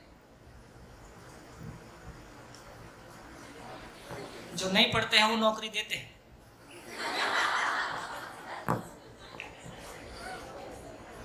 लेकिन मैं ऐसा नहीं कह रहा हूं कि सभी ऐसे करते हैं, है ना, ऐसा मैं नहीं कह रहा हूं। इसका मतलब ये हुआ कि ये जो शिक्षा हम पा रहे हैं, दे रहे हैं, जब आप पढ़े थे आपका कितना मन था, आप भी नहीं पढ़ना चाहते थे।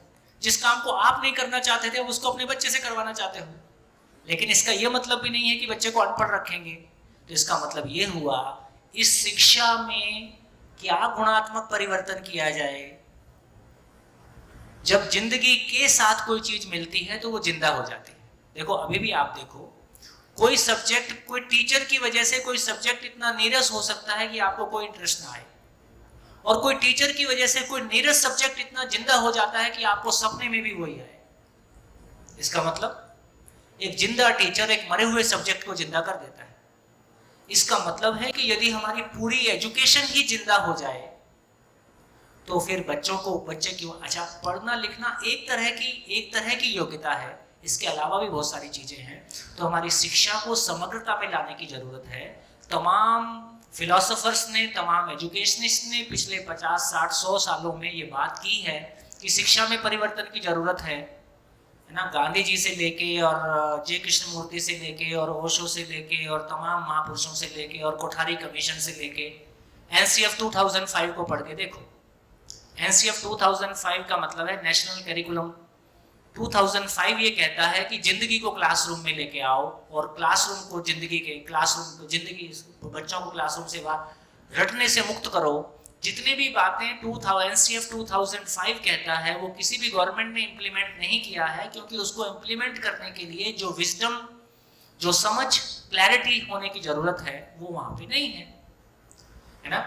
हमारी भी कोई ऐसी हैसियत नहीं है, लेकिन ये दर्शन की एक ऐसा अद्भुत दर्शन हाथ में लग गया। जब मैंने 30 साल पहले नौकरी छोड़ी थी तो हम इस तलाश में थे कि यार ये अब स्वस्थ रहना है तो रामदेव बाबा, मन की शांति एक और बाबा, प्रमोशन चाहिए दूसरा बाबा, ये चाहिए कुछ और बाबा, यार फिर ये क्लासरूम में क्या हो रहा है।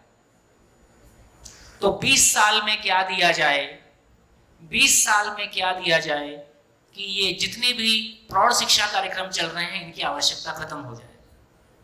20 साल एक लंबा समय है, और 20 साल वो समय जब वो पूरी तरह से खाली है, ना बच्चों का दबाव है, ना कमाने खाने का दबाव है, सीखने की जिज्ञासा है। तो एजुकेशन ट्रांसफॉर्मेशन की जरूरत है कि 20 साल में क्या दिया जाए कि वो इतना जीवंत हो जाए, है ना, कि ना आपको फिर ना माँ बाप को परेशान होना पड़ेगा, ना बच्चों को परेशान होना पड़ेगा। छोटा सा प्रयोग हमने पिछले 5 साल में दिल्ली में किया है। हैप्पीनेस कैरिकुलम के नाम से जिंदगी को क्लासरूम में लेके आए हैं। 15 साल लगा स्ट्रगल में, क्योंकि जो टिपिकल एजुकेशनिस्ट है वो ये मानता है कि केमिस्ट्री एजुकेशन है, फिजिक्स एजुकेशन है, ये जिंदगी में बात करना तो बाबाओं का काम है, ये एजुकेशन का काम नहीं है। इसके लिए किसी धर्म, ये धर्म का काम है, ये समाज का काम है, ये माँ बाप का काम है, ये एजुकेशन का काम है ही नहीं, ये एजुकेशन है ही नहीं। गलत नहीं कह रहे हैं, क्योंकि एजुकेशन की मर्यादा है। एजुकेशन में मान्यताओं को नहीं लाया जा सकता। से फॉर एग्जाम्पल मैं हिंदू धर्म की मान्यताओं को लाता हूँ, तो इसी क्लास में कोई दूसरे धर्म का व्यक्ति कहता है भी हमारे भी लेके आओ। तो एजुकेशन वो चीज है जिसमें यूनिवर्सल चीज पे बात की जा सकती है, और अभी तक आदमी पे बात करने के लिए हमारे पास यूनिवर्सल ग्राउंड्स नहीं है। इसलिए मानव को एजुकेशन में नहीं लाया जा सकता, आचरण को एजुकेशन में नहीं लाया जा सकता। इस अनुसंधान की ये खूबसूरती है कि जिस तरह से हम फिजिक्स और मैथमेटिक्स पढ़ सकते हैं, उसी तरह से जिंदगी को पढ़ सकते हैं बिना किसी रेफरेंस के। इसलिए जिंदगी में, इसलिए आपकी बात का उत्तर मिला। तो बच्चों पे दबाव मत डालो, हमको भी अब दोबारा स्टूडेंट बनने की जरूरत है ना। कितने घरों के वातावरण बनते हैं जहां माँ बाप और बच्चे मिलके स्टूडेंट हो गए, हम सब विद्यार्थी हो गए। कितने परिवार हैं जो इन शिविरों में 25 परिवार एक घर के 25 लोग एक साथ, 20 लोग एक साथ, दादाजी से लेके पोताजी तक सब एक साथ बैठ के समझते हैं, उनके परिवार में एक सुंदर वातावरण को बनाते हैं। ये संभव है। तो इस बात को समझने से हमारा मन भी अच्छा होगा, हमारी एजुकेशन भी अच्छी होगी, क्योंकि उसमें हमारा मन लगेगा। अभी मन नहीं लगता है, जबरदस्ती लगाया हुआ होता है। घर भी ठीक हो, तो इसका मतलब है कि धकेलने से काम नहीं चलेगा। यदि उसका कोई अधूरापन है, उसको मुक्त करने की जिम्मेदारी हम स्वीकार करें और धीरे से आगे बढ़ेंगे। आपकी बात का उत्तर हो गया? हाँ जी, बढ़िया। मैं आगे चलूं सोच रहा हूँ। हाँ बोलिए। मेरा एक क्वेश्चन है, थोड़ा माइक ऊपर कर लीजिए।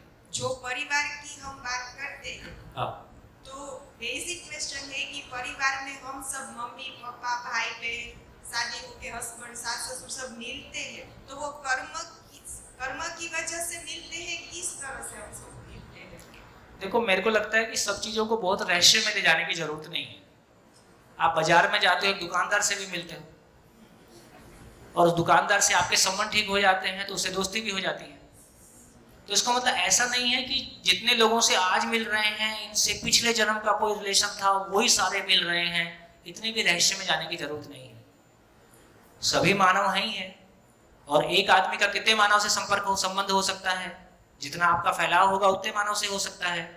इसका मतलब है मानव कहीं भी है वो हमसे प्यार की अपेक्षा रखता है, हम भी उससे प्यार की अपेक्षा, संबंध की अपेक्षा रखते हैं। वो योग्यता हम में आ जाए तो सबके साथ जीना हो जाए, योग्यता नहीं है तो पतली गली ढूंढते हैं, इससे नहीं बनी, पिछले जन्म का कुछ झंझट होगा। ऐसा नहीं है।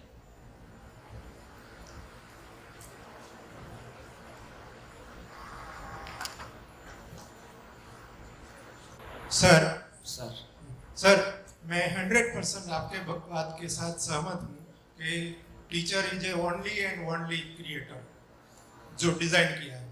लेकिन दुख की बात यह है कि इतनी साल में हमारे पास कोई मॉडल नहीं है। हम सब हाइपोथेटिकल बात करते हैं लेकिन अब तक हमने कोई मॉडल दिया ही नहीं। जो पुराना मॉडल है, जो ऋषि मुनियों का मॉडल है, वो हमने खत्म कर दिया। जो आप बात करते हैं वो मॉडल था, लेकिन वो मॉडल एडेप्ट करने में अभी कोई प्रयास भी नहीं किया। हम सब बता रहे हैं कि भाई ये एजुकेशन में खराब है, लेकिन अभी तक कोई मॉडल हमने तैयार किया नहीं है। बढ़िया, तो कोई मॉडल है उसको देख लीजिए। देखो, अब तो देश को आज़ाद हुए 75 साल हो गए, 75 ईयर्स का मना रहे हो 15 अगस्त पे। किसने मना किया अपने मॉडल ले आए? तुम आज़ाद देश है ना, तो किसने मना किया? तो इसका मतलब है कि एक बार मेरे को थोड़ी सी एक बात और भी लगती है, अभी हमने सब चीजें सरकारों पे डाल रखी हैं। बच्चे हमने पैदा कर दिए, अब संस्कार देने का नाम भाजपा का है, कांग्रेस का है और तमाम और पॉलिटिकल पार्टियों का है। ये भी सोचने की बात है यार, बच्चे हमने पैदा किए थे, जिम्मेदारी दूसरे को दे दी। और एक समय था जब समाज पढ़ा लिखा नहीं था, आज तो हम सब पढ़े लिखे हैं। तो यदि हमको लगता है कि एजुकेशन पे सोचने की जरूरत है, वो हम सब मिलके सोचेंगे ना, हम सब मिलके अपने बच्चों के लिए एजुकेशन तो देख लेंगे। तो ये एक मॉडल सामने है, इसके आधार पे कुछ स्कूल, कॉलेज, यूनिवर्सिटीज में कुछ काम चल रहा है, इंटरनेशनली भी कुछ चीजें ग्रो हो रही हैं। तो देखिए, मिलजुल के यदि ठीक लगेगा तो और आगे सोचेंगे। हाँ जी, थैंक यू। मेरी जो भी अभी बात हुई उससे 2-3 शेयरिंग करना चाहता हूँ मैं। सबसे पहले तो कम्युनिकेशन, क्योंकि समझ आना एक अपने आप से हो सकता है या जैसे आपने बोला पढ़ाई की ज़रूरत है, तो कम्युनिकेशन का कितना महत्व है। उदाहरण के तौर पे सारा कुछ सामने है अस्तित्व में, पर कोई इसको समझता है और कोई इसको गलत समझता है या समझने की कोशिश नहीं करता। अब ये बच्चे के तौर पे मेरा और जो पेरेंट चाइल्ड रिलेशनशिप के तौर से मैं पूछता हूँ कि अगर मैं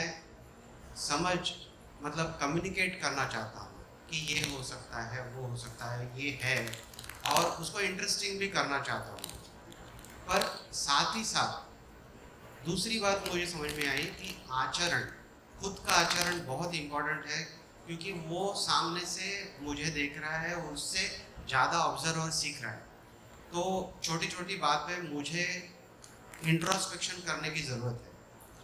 तीसरी बात जो आई है कि अगर मैं इंटरेस्टिंग बना दिया उसको और उसके जहन में या उसके सामने एक और इंटरेस्टिंग कोई बात है, अब उदाहरण के तौर पे, और जो रुक जाइए, अभी इस चर्चा में से अपन कहीं पहुंच नहीं पाएंगे। ये गेमिंग अभी ऐसा करते हैं कि अभी बात पूरी आई नहीं है, मतलब बच्चा अभी कंसीव नहीं हुआ और नाम रखने की तैयारी हो रही है। तो पहले बच्चा आ जाने देते हैं, तब देखते हैं। तो एक बार पूरा कंटेंट आ जाए फिर उस पर सोचेंगे कि कैसे। पहले जिसको हम समझ बोल रहे हैं वो समझ है भी कि नहीं है, कैसे जांचें? प्रॉब्लम तो इतनी है ना, जो बच्चे से बात कर रहे हैं उसको लगता है कि यार तुम ठीक नहीं बोल रहे हो, मैं ठीक बोल रहा हूँ। तो पहले ये समझ लें कि वो जो बात थी कि मैं मेरे मन से बोल रहा हूँ कि अस्तित्व से बोल रहा हूँ, तो पहले उसको चेक कर लें, फिर आगे की सोचेंगे। Thank you. हाँ जी, पीछे एक हाथ उठ रहा है, माइक लीजिए।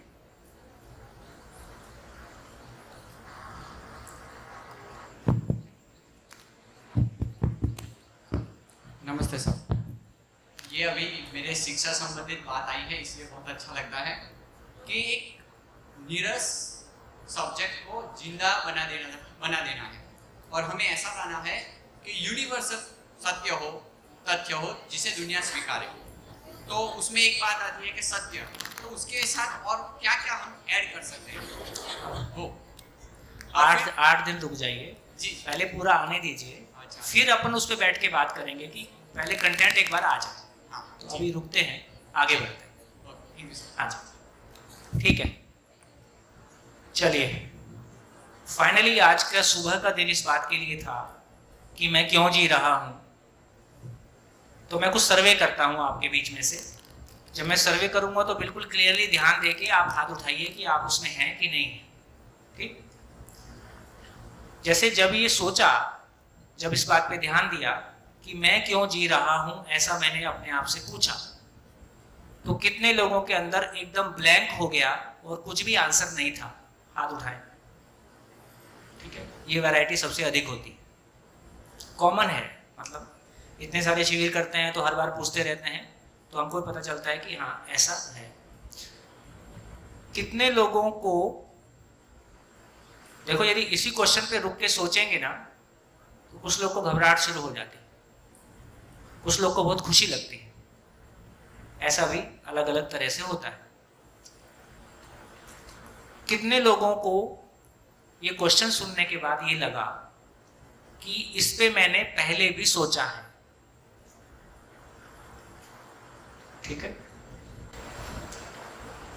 कितने लोग ये कह सकते हैं कि अपनी 12वीं के पहले मेरे मन में ये क्वेश्चन आया था, स्कूल टाइम में आया था? कितने लोगों को लगता है ये क्वेश्चन ही गलत है, ये क्वेश्चन ही नहीं है? 1 2 3 सैंपल ऐसे भी है। ऐसा भी कुछ लोगों को लगता है। कितने लोगों को लगता है ये क्वेश्चन तो जेन्युइन है पर मेरे पास कोई ठोस आंसर नहीं है?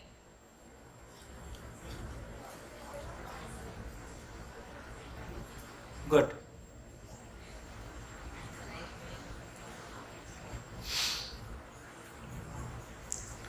कितने लोगों ने जब कल आंसर लिख लिया था और जब दोबारा पढ़ के देखा तो पढ़ने से अंदर में बहुत ऐसा फीलिंग आ रही हो कि हाँ यही आंसर है, ऐसा नहीं लग रहा था?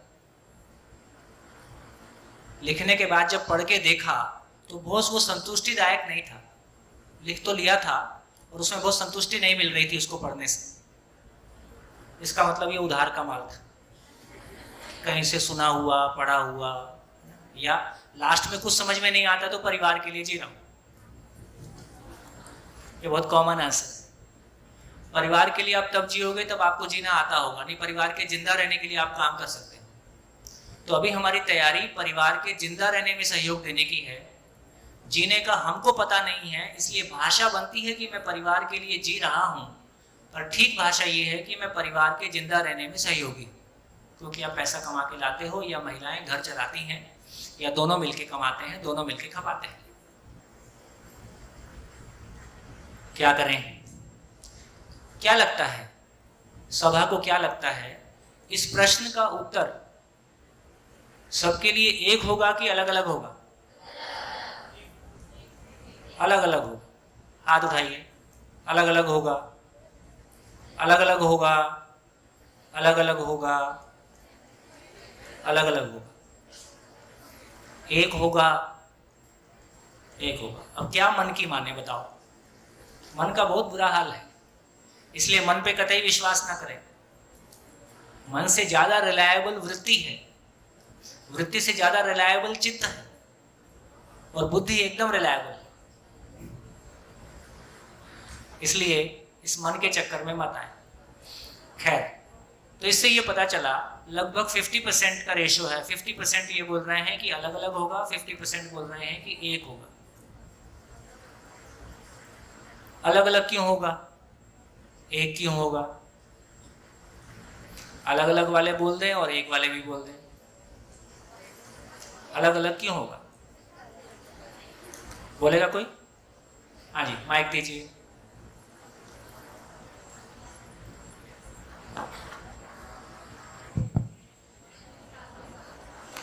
हेलो जी। जो अलग अलग होगा तो ये सबके लिए मुश्किल होगा, और एक होगा तो वो यूनिवर्सल सिद्धांत पे काम करेगा, तो सबके लिए पचाने में भी इजी रहेगा।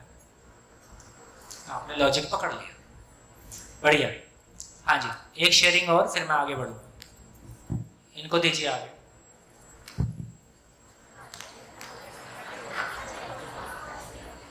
नमस्कार, मेरा नाम घनश्याम है। एक सबके लिए एक ही होगा, क्योंकि प्रकृति और मानव के बीच से अंतर है। सबके काम एक ही जैसे करता है, तो ये प्रश्न भी मुझे ऐसा लगता है कि एक ही होगा। चलिए देखते हैं। देखिए, कल हमने चर्चा में लेके आए, फिर से जो कल कहा था उसको फिर से रिपीट कर रहा हूं। पहले दिन हमने कहां से शुरू किया, कल हम दिन भर चर्चा करते हुए कहां तक पहुंचे, और आज हम कहां से शुरू कर रहे हैं। ये लिंक आपके भीतर बना हुआ है, ये लिंक अपने में बनाए रखना है। ये लिंक बनाए रखोगे तो कुछ समझ में आएगा, नहीं तो सुनने में अच्छा लगा था और गायब हो जाएगा। ठीक, परसों कहां से शुरू किया था? एड्रेस गलत है। ठीक, फिर क्या चर्चा किया? जिंदा रहना और जीना। क्या निकल के आया? हमारे अभी तक के सारे एफर्ट्स, पूरी जीवन शैली, अच्छे से अच्छी और बुरी से बुरी, वो संवेदनहीनता और संवेदनशीलता के बीच में है। संज्ञानीयता, जीना अभिशेष है। फिर कल हमने जीने को शुरू किया।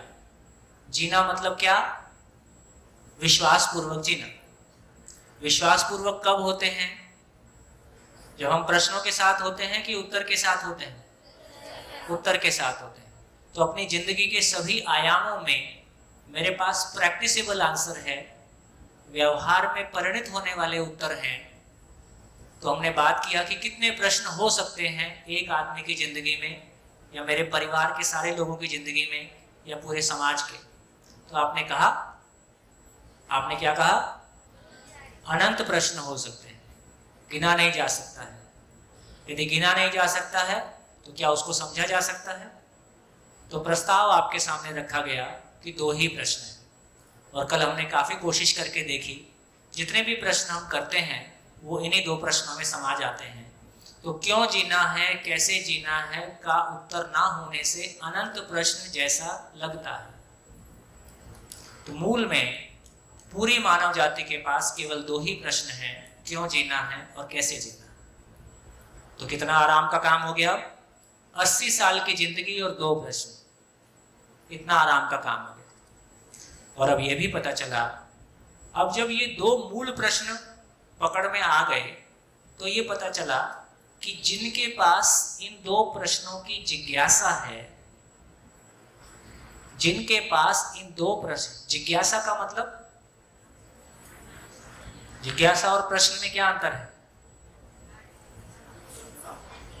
जिज्ञासा और प्रश्न में क्या अंतर है?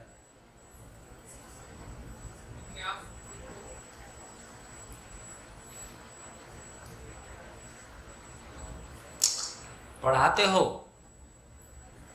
उधर लिखा भी होता है। सिर्फ माहिती का प्रश्न ये होता है कि वो कुछ माहिती या इंफॉर्मेशन जानना चाहता है, और जिज्ञासा वो होती है कि वो कुछ समझना चाहता है। हाँ, इसको और थोड़ा ठीक कर लें। यदि हम अपनी बुक्स में देखेंगे तो किसी चैप्टर के बाद प्रश्न होते हैं। तो प्रश्न कौन करता है और जिज्ञासा कौन करता है? जिज्ञासा का मतलब है जीने के अर्थ में आशा का नाम जिज्ञासा है। मैं जीना चाहता हूं। मैं जीना चाहता हूं का मतलब है कि क्यों जीना है, कैसे जीना है, इसको समझना चाहता हूं। इस अर्थ में विद्यार्थी प्रश्न करता है, शिक्षक प्रश्न करता है ये जांचने के लिए कि जो मैंने विद्यार्थी को कम्युनिकेट किया वो उस तक पहुंचा कि नहीं पहुंचा। तो शिक्षक प्रश्न करता है अपनी परफॉर्मेंस को जांचने के लिए कि जो मैंने कम्युनिकेट किया, जो मैंने स्टूडेंट्स के सामने रखा, लोगों के सामने रखा, वो उन तक पहुंच रहा है कि नहीं पहुंच रहा है। तो शिक्षक प्रश्न करता है, विद्यार्थी जिज्ञासा पूर्वक प्रस्तुत होता है, ऐसे कॉम्बिनेशन में कम्युनिकेशन चलता है। तो ये क्लैरिटी बनी, जिज्ञासा का मतलब है जीने की आशा। कितने लोग विद्यार्थी हैं? हाथ उठाने से विद्यार्थी थोड़ी हो जाते हैं। जिनमें ये दो प्रश्न हैं वो विद्यार्थी हैं, बाकी पढ़ने आते हैं विद्यार्थी नहीं है। तो कितने विद्यार्थी होंगे किसी स्कूल कॉलेज में? कोई विद्यार्थी नहीं। अब बन गए? अब कितने लोग बन गए? अब तो सारे बन गए। हाँ, सारे बन गए का मतलब है यदि ये दो प्रश्न आपकी जिंदगी में 8 दिन के बाद भी टॉप प्रायोरिटी पे बने रहते हैं तो आप विद्यार्थी हैं। यदि 8 दिन के बाद ये खो जाते हैं तो आप विद्यार्थी नहीं हैं। तो इसका मतलब है जिसके भीतर इन दो प्रश्नों के सटीक प्रश्न हैं, मेरे को क्लियरली पता है कि मैं क्या समझना चाहता हूं, इसका नाम जिज्ञासा है। इसका नाम, जिसके पास ये जिज्ञासा है उसका नाम विद्यार्थी है। विद मतलब जानना होता है, वो जानना चाहता है। तो विद्यार्थी की परिभाषा आ गई। जिसके पास उत्तर हैं, जिसके पास इसके प्रैक्टिसेबल उत्तर हैं, उसका नाम शिक्षक है। उसका नाम शिक्षक है, उसका नाम माता पिता है। ये है माता पिता। जन्म देने से माता पिता नहीं हो जाते हैं। माता पिता बनने के लिए पुरुषार्थ करना होगा। तो क्या लगता है, आप लोग बायोलॉजिकली माता पिता बनोगे कि सही अर्थों में माता पिता बनोगे? है ना? देखो, माँ को माँ होने को फील करना बायोलॉजिकल घटना है। एक माँ बच्चे को जन्म देती है, 9 महीने अपने गर्भ में रखती है, उसको कोई शंका नहीं है कि ये मेरे शरीर का हिस्सा है। इसलिए माँ को अपने माँ होने को फील करना प्राकृतिक घटना है, बायोलॉजिकल घटना है। लेकिन जब एक पुरुष बाप बनता है, तो जितने पुरुष यहाँ बैठे हैं वो जांच के देखें, जब उनको पहला बच्चा हुआ था तो उनके भीतर का बाप जिंदा हुआ था कि नहीं हुआ था? उनके भीतर बाप पैदा नहीं होता है।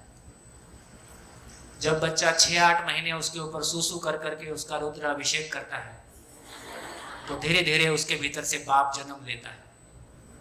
और कई लोगों में तो जिंदगी भर नहीं लेता है। तो पुरुष में यदि पिता होने की फीलिंग आएगी तो ये उसकी चेतना का स्तर है। इसलिए देखो कितनी गंभीर बात है। बाप बेटी से गलती कर सकता है, ऐसे एग्जाम्पल मिलेंगे। माँ बेटे से गलती करे ये एग्जाम्पल कभी नहीं मिलेंगे।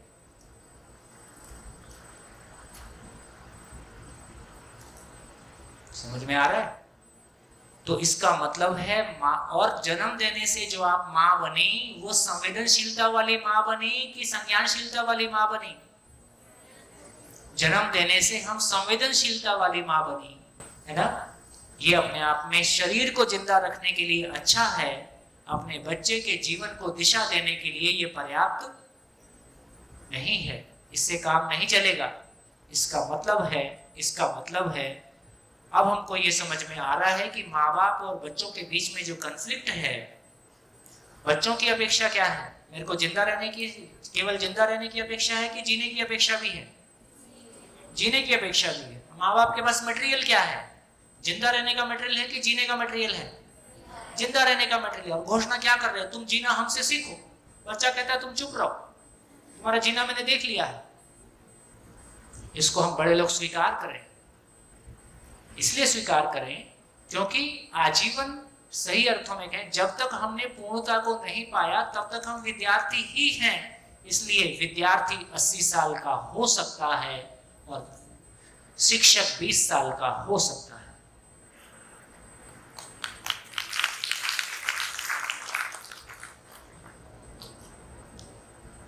कैसा लग रहा है? तो हमारी क्लैरिटी बन रही है। इसको नकारने, जो सही है 2 + 2 4 है, इसको कौन नकारेगा?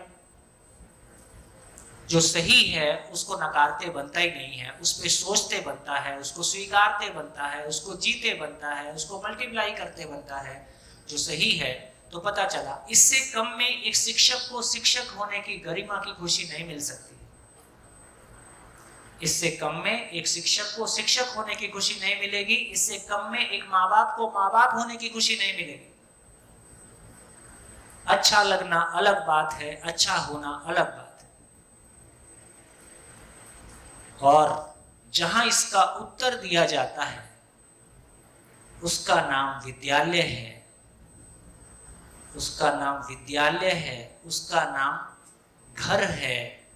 घर को विद्यालय हो जाने की जरूरत है, विद्यालय को घर हो जाने की जरूरत है। क्या मतलब, कौन बताएगा? घर को विद्यालय हो जाने की जरूरत है, विद्यालय को घर हो जाने की जरूरत है। क्या मतलब, क्या मतलब, कौन बताएगा?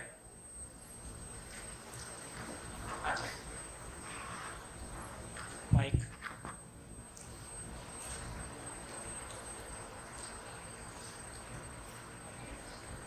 हर माता पिता जीने के राह पर इतने समझदार बन जाए कि वो अपने बच्चों को सही दिशा दे सके, और हर शिक्षक ऐसा बन जाए कि माँ बाप का प्यार देते हुए भी अपने जीने की राह पर उनको चलाने को सिखाए। जोरदार ताली।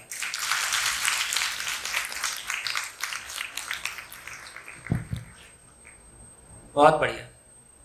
देखो, अब ये क्लैरिटी हमारी बनती है कि क्या केवल विद्यालय में क्लासरूम में पढ़ाने से काम पूरा हो जाएगा? इसका मतलब है जब तक किसी बच्चे के परिवार में भी जीने का वातावरण नहीं होगा तो टीचर कुछ भी कर ले, वो एक बच्चे को जीने की राह तक नहीं ले जा पाएगा, सफलता नहीं मिलेगी। इसका मतलब विद्यालय क्या क्या बोलेंगे? जितने बच्चे इस विद्यालय में पढ़ रहे हैं उन सारे परिवारों को मिला के ये विद्यालय है। बच्चा विद्यालय में कितने घंटे रहता है? आपके यहाँ तो फुल टाइम रहते हैं, वो अलग बात है। अभी रूटीन में कोई भी विद्यालय, जो छोटी क्लासेस हैं वहाँ 3-4 घंटे रहते हैं, बड़ी क्लासेस हैं 5-6 घंटे रहते हैं। उसके बाद का समय वो कहाँ रहते हैं? अपने घरों में रहते हैं। यदि घरों में जिंदा रहने का वातावरण है, यदि घरों में केवल जिंदा रहने का वातावरण है, रूप बल धन पद ही सब कुछ है, खाखरा फाफरा ढोकला ही सब कुछ है ना, तो विद्यालय में आप क्लासरूम में कितने भी क्यों जीना है, कैसे जीना करोगे? क्योंकि वो अपने माँ बाप से भी प्रभावित है, उस वातावरण से भी प्रभावित है। इसलिए हम जो स्कूल चलाते हैं उसमें एडमिशन के लिए जो कंडीशन है, शर्त है, वो ये है, जो माँ बाप अपने बच्चों की जिम्मेदारी स्वयं लेने के लिए तैयार हैं, हम भी उनकी ही जिम्मेदारी ले सकते हैं।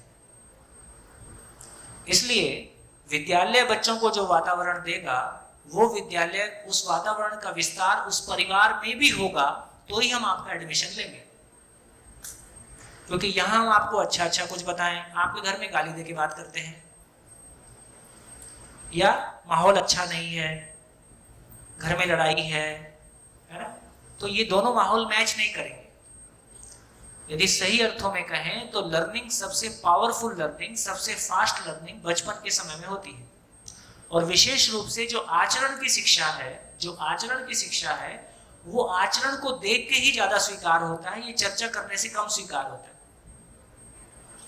और एक बच्चे के लिए सबसे बड़ी टीचर उसकी माँ है, क्योंकि एक छोटा बच्चा 5 साल तक सबसे अधिक अपने माँ के आंचल में रहता है, अपनी माँ के परिवेश में रहता है। देखिए, यहाँ छोटी सी बात और कर सकते हैं जो किसी भाई ने उठाई थी। लगभग 4.5 महीने के बाद बच्चा गर्भ में सुनता है। तो एजुकेशन कहाँ से शुरू होती है? गर्भ में 4.5 महीने से। तो एजुकेशन की शुरुआत कहाँ से हो रही? गर्भ में 4.5 महीने से। और गर्भ संस्कार का मतलब क्या है? माँ जो सुनती है, माँ जो बोलती है, माँ जो सोचती है, वो बच्चे का संस्कार बन जाता है ना? गर्भकाल 9 महीने का है। 9 महीने में से लगभग 4.5 महीने के बाद प्लस माइनस थोड़ा गर्भ में बच्चा सुनना शुरू कर देता है। किसको सुनता है? माँ को सुनता है, बिना लैंग्वेज के सुनता है, माँ के भाव को फील कर सकता है। तो माँ उस 4.5 महीने में जो सोचती है, जो बोलती है, जो सुनती है, अब सुनने में कौन शामिल हो गए? सुनती है मतलब सारे घर के लोग शामिल हो गए। सारे घर के लोग क्या बातचीत करते हैं? तो एक माँ गर्भकाल में जो सुनती है, जो बोलती है, जो सोचती है, वो उस बच्चे का संस्कार बनता है, वो उस बच्चे में उसका प्रभाव पड़ता है। अब मैं क्या सोचे? अब माँ सोचे कि पूरे घर वाले सोचे? पूरे घर वाले सोचे। तो इसलिए गर्भ संस्कार का सबसे बढ़िया तरीका है कि पूरा परिवार अध्ययन में लग जाए, पूरा परिवार शिविर करे, पूरा परिवार अपने घर के वातावरण में रोज अध्ययन करे, ऐसा ही जीने का प्रयास करे। तो गर्भ संस्कार का मतलब आधे घंटे का हवन करने से नहीं होगा।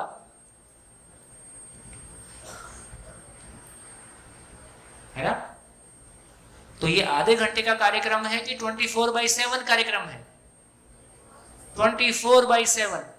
तो इसका मतलब ये हुआ कि एक बच्चे को गढ़ना एक परिवार के रूप में, है ना, कितना बड़ा काम है। क्यों माओ को गर्व नहीं होता है कि जो माएँ नौकरी नहीं करती हैं, पैसा नहीं कमाती हैं, क्या बोलती हैं? हम तो घर में ही रहते हैं। उनको अपने ऊपर गर्व नहीं होता है ना। जो माँ थोड़ी सी कमाने लगती है, उनको लगता है कि हम कुछ ठीक काम करते हैं, हम कमाते हैं। इसका मतलब है केवल खाना पीना पकाने से गर्व नहीं हुआ, कुछ पैसे कमाने से गर्व हुआ, थोड़ा सा हुआ गर्व हुआ कि वो अहंकार में बदल गया, बात की बात है। इसका मतलब ये है कि जो एक्चुअल काम है वो नहीं हो रहा है। पिता भी पैसा कमा रहे, फिर माँ ने भी कमाना शुरू किया, है ना। इससे वो काम नहीं हुआ जिस काम के लिए वो परिवार था।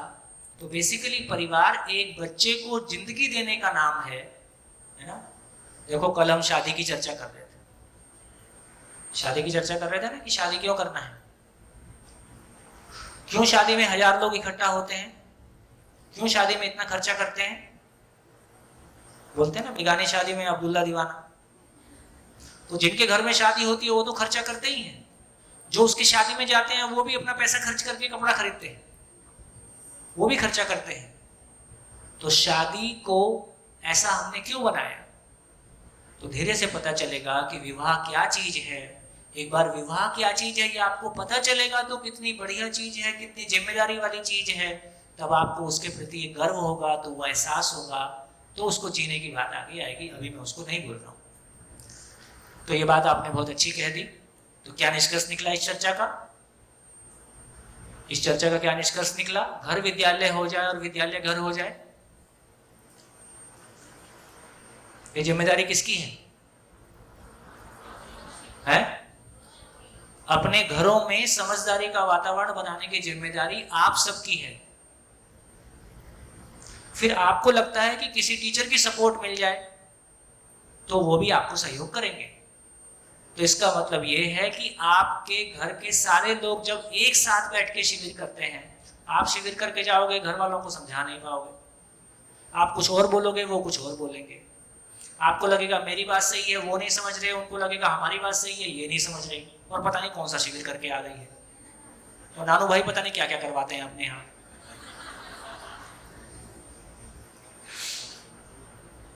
क्या होगा? आपका पूरा परिवार साथ में बैठ के शिविर करेगा तो उनको ये चला जाएगा कि ये जो कुछ कहा जा रहा है इसका मतलब क्या है। और जब पूरा परिवार एक प्रयास करता है वो बहुत जल्दी सफल हो जाता है। जब घर में कोई एक व्यक्ति प्रयास करता है, बाकी लोग उसको सपोर्ट नहीं कर पाते हैं, तो वो थोड़ा जूझने का काम हो जाता है। कोई बात नहीं, कहीं से तो शुरू करेंगे, है ना। तो भविष्य में 8वें दिन सोचेंगे यदि आप सबको ये समझ में आएगा कि हम सबके परिवार साथ में हो, क्योंकि अभी हम इस बात की कोशिश करते हैं, क्योंकि हम पिछले 20 सालों में इस बात को देखे हैं, पति शिविर करने आता है, वापस लौट के पत्नी को तो समझा नहीं पाएगा। पत्नी शिविर करने आती है, वापस लौट के पति को तो समझा नहीं पाएगी। ऐसे ही सबका हाल है। तो धीरे से फिर ये कोशिश किया कि भी कपल शिविर करेंगे, क्योंकि मेहनत तो हमारी भी, हम तो कोई इस बात का पैसा नहीं ले रहे हैं कि हमको पैसा मिलता है इसलिए शिविर करते हैं। कुछ बदल जाए, है ना, ये तस्वीर बदले, तो फिर ये शुरू किया कि नहीं भाई परिवार सहित लोग आए। और अब इसका चलन काफ़ी बड़ा है, पूरी की पूरी जॉइंट फैमिली एक साथ उठ के आ जा रही है, ऐसा लोग प्रयास कर रहे हैं और उसके बहुत अच्छे रिजल्ट आ रहे हैं, काफ़ी खुश होने लायक रिजल्ट आ रहे हैं।